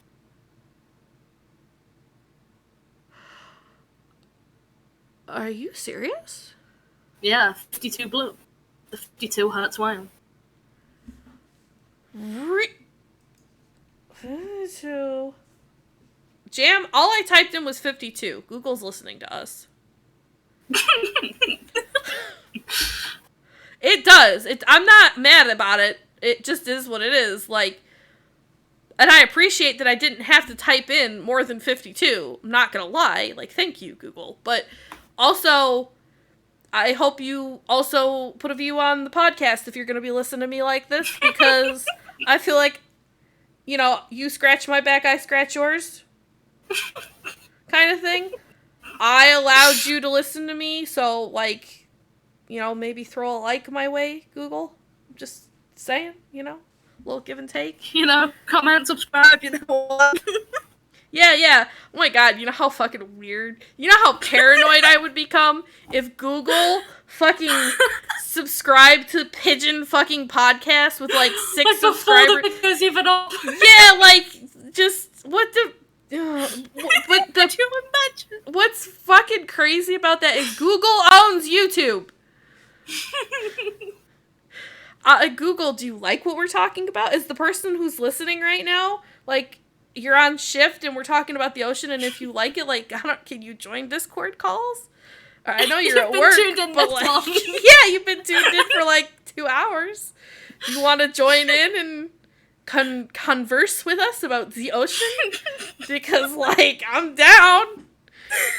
It's like how when you're like, oh, the FBI is always listening to everyone's conversations, right? Like, I genuinely, truly wonder if or whatever, I guess for America it's FBI, for, I don't know what it would be for England, but, like, you always wonder, like, is somebody genuinely listening to all of our conversations? And if so, how is that handled on, like, a personnel level? Like, does somebody clock in for a shift, sit down, put the headset on, and go, all right, what fucking bullshit am I listening to today? Because if you're strapped with me, like, I'm sorry. I am so sorry that you, not only have you endured multiple podcasts now, but you have also endured, like, the conversation where I was convinced that pigeons were sitting on my chest and that I had to go on them to, like, get them to go away. Okay? So I'm, like, if, like, do you ever wonder, like, if they clock in and they have, like, an 8-hour shift and they listen to my bullshit for 8 hours and then they clock out and the next guy comes in and they're like, oh, you're not gonna believe what stupid shit she did today. Like, how is it's just, like, like, do you wonder about these things, or is this just me? I don't. I'm just not, okay, well, but you never know, like, what if we're, like, talking about this 52 blue whale and there's, like, the FBI's like, holy shit, they're onto us. We got whatever, it's a ancient whatever the fuck, don't let them know, like, they're figuring it out. Not that we're figuring it out, but, like, I've looked at a picture and we set the name. That's about it. But anywho, I don't know how I feel about the sound of the whale. Oh, Oh, wait, it's been fed up 10 times, that's why. Okay. If you I find... don't know why it decided to. Yeah, if you find it, and you have a link, let me know. Okay. The loneliest whale.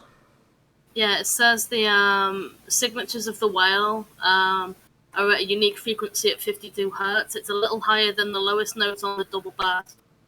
Call patterns resemble neither blue nor fin whales, being much higher in frequency, shorter and more frequent. Blue whales usually vocalize to 10 to 39 hertz, fin whales at 20 hertz. The 52 hertz calls of this whale are highly variable in their pattern of repetition, duration, and sequence.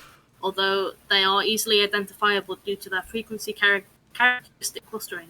The calls have deepened slightly to around 50 hertz since 1992, suggesting the whale has grown or matured. Interesting. And I am looking at a photo of this, and it does not look like any specific whale. Like, it looks like a mix of, like, a blue whale, but also, like, kind of like a humpback whale, but also kind of like a beluga. It's weird. I mean, it's interesting. As far as I'm aware, no one's actually seen the whale. It's all just been calls. Oh, really? Because there's, Yeah, like, pictures on here. Oh, maybe it's just pictures of, like... Yeah. So 52 blue's only ever been heard, and there's this mystery about it, and it's called 52 blue because the migration pattern is similar to the blue whale, but it does it at different times and Interesting. stuff like that. This is But fascinating. yeah, no one's seen it. Yeah. Again, that is part of why I love the ocean. You don't... Man, for all we know, Godzilla could be chilling down there. You don't fucking know what the Japanese government has created. They're super advanced, and they could be totally lying to us about how advanced they actually are. Any government could be lying about how advanced they actually are. Like, it's a whole thing, but you don't know. Like, Godzilla could exist. You know? It just could, because I think that there is just an infinite amount of possibilities in this world. I believe that everything is possible, no matter how improbable it may seem. That was a whole sentence that fucked Jam up. What? What are you doing? I was reading more about 52 Blue. Oh, I think there's a documentary about it. We'll probably end up having to watch it. I hope we do. It seems very interesting. Have you ever heard of the oarfish? I've heard of it, yeah. I've seen what it looks like. And I don't like it. Yeah, so the oarfish is really more referred to as a sea serpent. Understand. It lives at depths of 3,300 feet. It is the longest bony fish that is currently known, at 26 feet long. It's a fish. It's considered a bony fish? It's considered a bony fish. Because the image that I seen didn't look very bony. Well, then again, I guess this next one does, because the first one was a baby. Here, I'll send you the two photos. Yeah, the one photo I'm looking at, it's very eel-like in its shape. Yeah. Did we ever find out if the eel was considered a bony fish, though? Because it just had the one bone. I don't think so. No, I think bony fish is more like if it's like a thick skulled head, like if it's got a thick bony head. I think. I don't know, I haven't looked into it, but I feel like that's how they classify it as a bony fish. It's got like a thick skull. So does that classify you as a bony fish? Excuse me. Excuse me.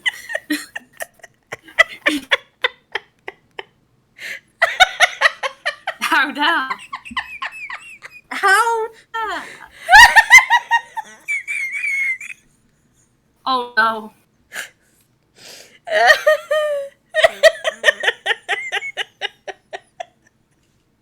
Hey, Sai. Yeah. It looks like the oarfish has taken a leaf out of the whale's book. Oh, I hate that. I do too. Yeah, also the oarfish doesn't have scales, by the way. It doesn't? It doesn't have scales. It just has flesh. Eh. Is Ugh. right. It made my body shiver. I hate that. Flesh? Flesh is not a good word. Skin is so much more palatable than flesh. I'll stop saying the word now, by the way. Please do. Please. For the love of God. Says it another 6 times. Jeepers. God. Shit. Oh my fucking God, no way. Okay, I'll pocket that for blackmail later. Oh no! What did I do? No, I'm just joking. How dare! Well, you know, Oh, Jim, Jellyfish is huge. you could... The fuck did they do to its mouth? I think I'd rather be a bony fish than a swimming head.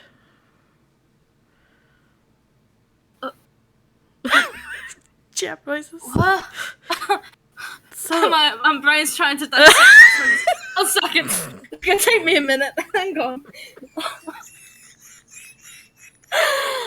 Oh no. My head hurts. What have you done?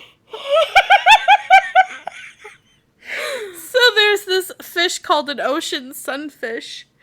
Yeah. And it's called... huge. It's the heaviest of all the bony fish. But it's affectionately called a swimming head. It's a giant fish without a tail. He has no tail. Like, no tail fin. Fish. Yeah. Someone stole it. Yeah. And so, I saw swimming head and just tossed it out there. Okay. Spider crabs. Ooh, I hate spider crabs. And they're These not... oarfish get, like, so big. What the fuck? Yeah, oarfish, 26 feet, dude. That's crazy. 26 feet is huge. Like, they're kind of interesting looking. Like, I wouldn't say... I mean, they're cool, I guess.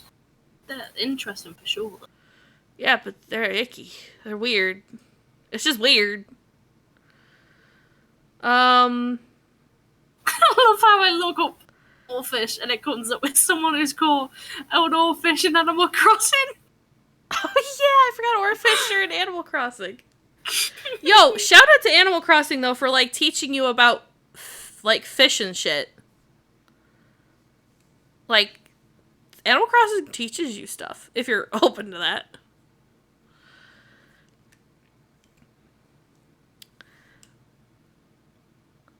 Have you ever heard of the Marianas Trench? Yes. That place is fascinating. Did you know that there's It really is. Did you know that there's a deeper one? No. Yeah, so deepest trench in the ocean. Thank you, Google. Listening again. Still waiting for that like or subscribe. Share. Hey Google, how you doing? How's Google today?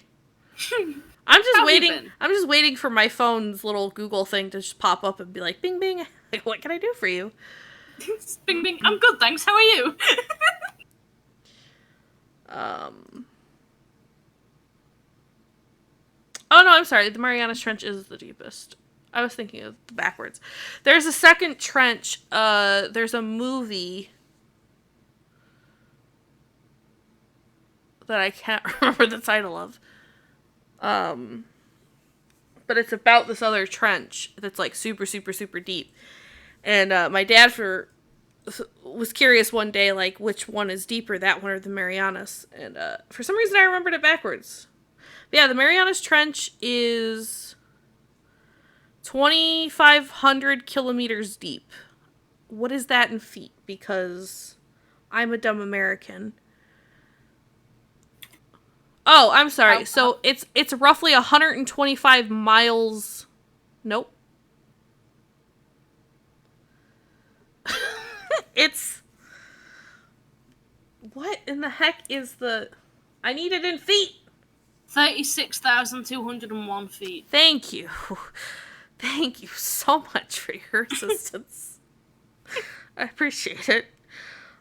Yeah. I remember hearing this thing saying that the trench is like so deep you could put what's the mountain called? Mount Everest. You could put Mount Everest inside of it, and it would be fully submerged. Yep. That's true. That is actually true. It's just insanely crazy. It says here. It says if you place Mount Everest at the bottom of the trench, the peak would still be 2,133 meters or 7,000 feet below sea level. Yeah, which is 1.2 miles. Jesus. That's crazy. It's crazy too that like not only is that one insanely deep, but that density of water, that pressure, if you went to the bottom, would kill you. Like, I'm pretty sure that would kill you. Oh, yeah. How deep can a human go before being crushed? Why, once again, is everything in kilometers? Oh, God, yeah, you'd be dead way before you hit 36,000. The world record for how deep someone can go before they die is 1,090 feet. Jesus. Or 332 meters. Is this the thing you were on about what your dad was on about? The movie? Oh, I was on about, like, the actual place? I don't know. Oh, no. The deepest place in the Atlantic is in Puerto Rico, the Puerto Rico Trench. Brownson Deep at 8,000. Yeah, see, that's not even. The film was... It's not 20,000 Leagues Under the Sea. Help me out here, Google. We know you've been listening. Come on. Yeah, come on. Give me... Is it just called The Abyss? When did this come out? 1989. It might be The Abyss.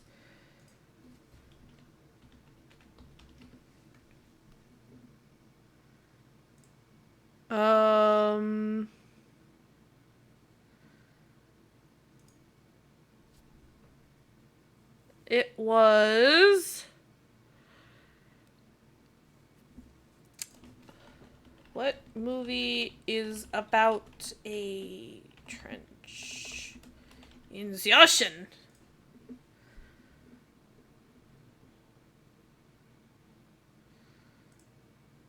No. I don't know. Honestly, I don't know. It might be The Abyss, but I could be wrong. But anywho, that one ended up being like 11,000 feet or something. Not nearly remotely close to 36,000 feet, which is crazy. I hate what Google's done. What's Google done? I was just looking up different facts about the trenches and stuff, and then it comes up with how much of the Earth is still unexplored, and then it goes, most of our world is still shrouded in mystery. Unsurprisingly, we aren't. In fact, 65% of our planet remains unexplored, most of which lies beneath the oceans. Literally anything could be down there, and we wouldn't know. But that's... I hate that. Yeah, but that's true. That's what's so crazy about it. That's why it's so fascinating. Like, it's terrifying. I hate the way they worded it.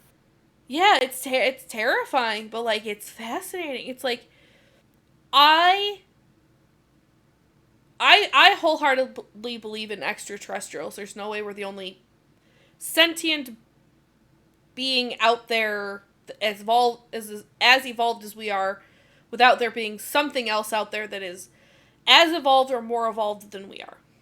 Right? I'll preface with that. But I believe, too, that I am more likely to have an encounter with an extraterrestrial extraterrestrial life form than I am to ever come across some of the things that, like, I believe that we will meet extraterrestrial life forms far before we will ever discover everything that is in the ocean. That's how much I think that we struggle to find the technology to explore the ocean. Because we have spent more time exploring space, and we have been able to create the technology to explore space much more easily than the ocean.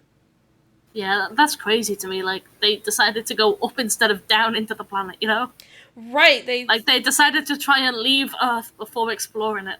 Yeah, and like, so that, and that's why, like, you don't know if the Kraken is lurking somewhere deep down in the depths. You don't know if megalodons or plesiosaurs or neopleurodons still exist. Like, you just don't know.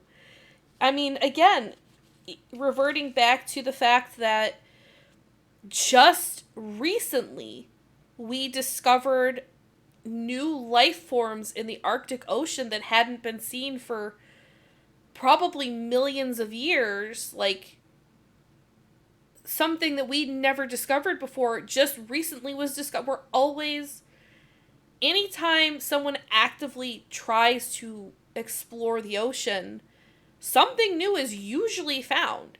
And the things that, like, we already know about are so sometimes wild and bizarre. Like the fucking Mantis Shrimp, which is, first of all, the Mantis Shrimp is extremely beautifully colored. It's gorgeous. It's like fucking techno rainbow colors. Secondly, that shrimp can see more colors than we can. That shrimp has more, I don't remember what they're called, has more little things in its eye that allows it to see more colors that we will never be able to perceive. Isn't it like cones or something? Cones, yeah. It has more cones in its, I believe, retina that allows it to see, like, 22 or something more colors than we as humans could ever perceive to even imagine what they look like. Like, and it's a shrimp! It's a fucking shrimp! I think shrimps are horrible.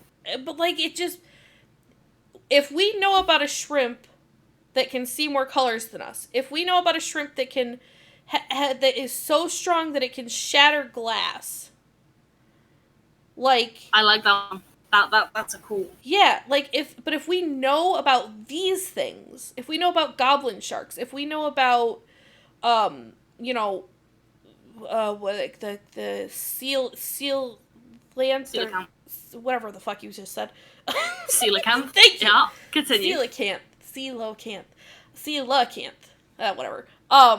If we know those things exist, then how do we, like, how could we ever fully say without a shadow of a doubt that other things worse than that don't exist? Like, we can't say that there isn't a possibility that other prehistoric creatures still exist, because we're actively finding prehistoric creatures that were thought to be extinct that aren't. Like, have you ever seen the movie Journey to the Center of the Earth? I think so.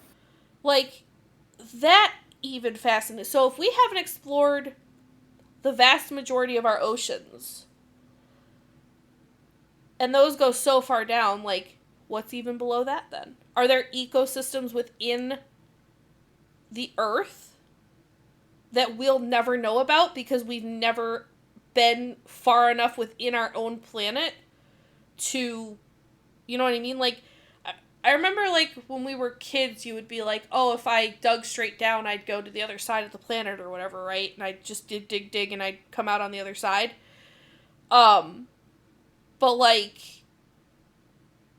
no, like, there could be pockets of ecosystems within the Earth, and we would never know it, especially if they were under the water. Like, if they were, I mean, think of it like Minecraft. Like, if you're digging down into the dirt and you fall into a cave, like, we know there's caves on our planet, but then what happens if, like, you swim to the bottom of the ocean and you dig down, and underneath that, it's so far down that we've never been able to get there to explore it because it would kill us. Like, what if underneath that you fall into essentially an ecosystem? Like, you fall into, like, trees and river and living creatures that maybe you've not seen before. Like, you don't know. That shit could exist. So pretty much like The Meg, I think the film is. The Meg? Have you seen that? No. Yeah. So basically, if it is the film I remember it being, the whole idea of it is that the Mariana Trench is like got this almost like this thin layer, and it's like, you know how there's like the lake at the bottom of the sea that's like really salty. Yeah. So it's like that is like a barrier between the bottom of the Mariana Trench and this whole other like inner part of the like planet where the megalodon is said to be living. And if you go through this barrier, the megalodon's there with like a bunch of other creatures and stuff. Yeah. And they go through accidentally, and then they like disrupted the barrier and let the megalodon loose into our waters, basically. Which, interesting concept for a movie. But like that is the kind of stuff that we have to wonder about. Can you get so deep within the ocean that you literally hit basically a separation layer where it goes from, really warm water to like maybe really cold water? And who's to say that the further down you go, like, that it doesn't just become its own world, essentially, with its own creatures? Especially if things are evolving and adapting and surviving with the changes that the Earth has gone through over the, billions of years that it's been around. Like, how do we not know? We unless humans somehow, one, save the planet before they kill it to actually even be able to do this, if we were somehow able to evolve to a point where we had the technology to map the entirety of the ocean, it could essentially open up entirely new worlds to us if we were to go so deep that we found, these other ecosystems and stuff. It's almost like we found it easier to go into space, and so we went into space, and we saw all these other planets, and we questioned would they be inhabitable and all of these things. But we also almost seem more curious. And I know that there's tons of scientists and people out there who are dedicated to trying to study the ocean, and I love you for that. But I feel like as a majority, they kind of leaned towards, it's super easy, not super easy, but it's easier to explore space with our technology than it is to explore the ocean. Let's go prove that there's other life out there, instead of really developing the technology to explore our own planet, knowing that there's living life forms on our planet and that there could be more insane, but also I don't know, like, part of me wants to just keep it unknown, like, the wondering is kind of fun, but it's also super interesting when new discoveries happen. I mean, I was reading last night about ancient Egypt, and I don't think a lot of people know this, but the Egyptians, obviously they still exist, but like, quote unquote ancient Egypt was 3,000 years. 3,000.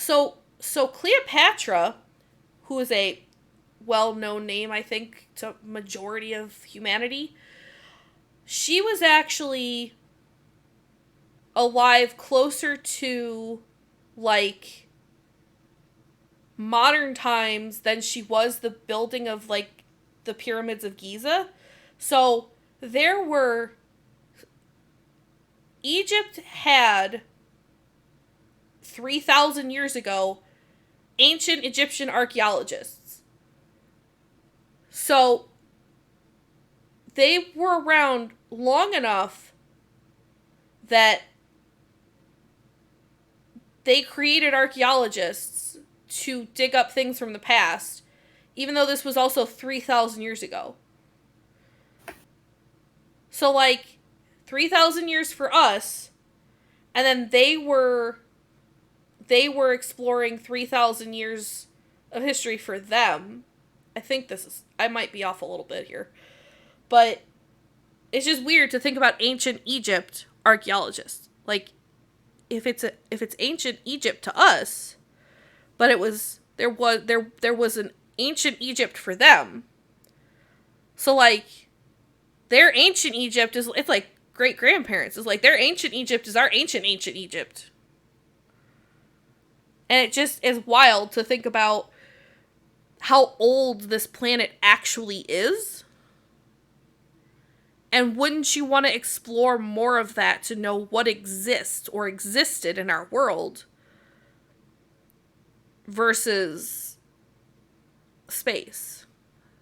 I also think space is fascinating, but I want to know what else is, like, before I step foot in the ocean, I would like to know if fucking Cthulhu's gonna pop up and take me down. Like, I want to know if fucking, you know, a megalodon isn't gonna just show up. Well, I'd probably just have a heart attack and die, honestly, if that happened.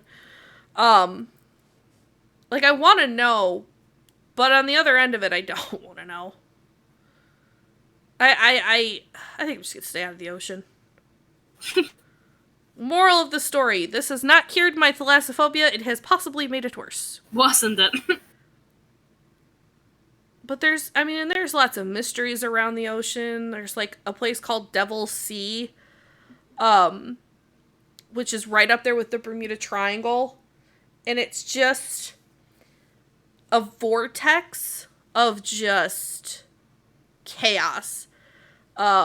Planes just drop from the sky. Birds just drop from the sky. There's a lot of methane deposits there that cause gas explosions. And we also lost 20 subs during World War II in there. And we have also lost ships that were twice as large as the Titanic. Like, Devil's Sea is a place where they have not found the wreckage from these ships that are larger than the Titanic. Even though they know where the ship went down. They can't find the wreckage. So not only do you have, like, the creatures in the sea, but then you have all these weird places in the sea that things happen that people can't explain. I mean, then you've got, like, the Dead Sea, which is so salty that if you lay on it, you will float. You cannot sink at all. You will just float. Which people say it's good for your skin or whatever, but, you know. Skin, who needs it? But, I don't know. GM, thoughts? None. Oh, you're probably also, like, fading, aren't you? Definitely not. Couldn't be. Couldn't be me. Crazy. Anywho, well, this has been long enough as it is. We're at our mark anyways, but yeah, so this has been Pigeon Podcast. This has been Ocean Soup with ADHD. This is, I don't know. It was fun. It was good. I enjoyed it.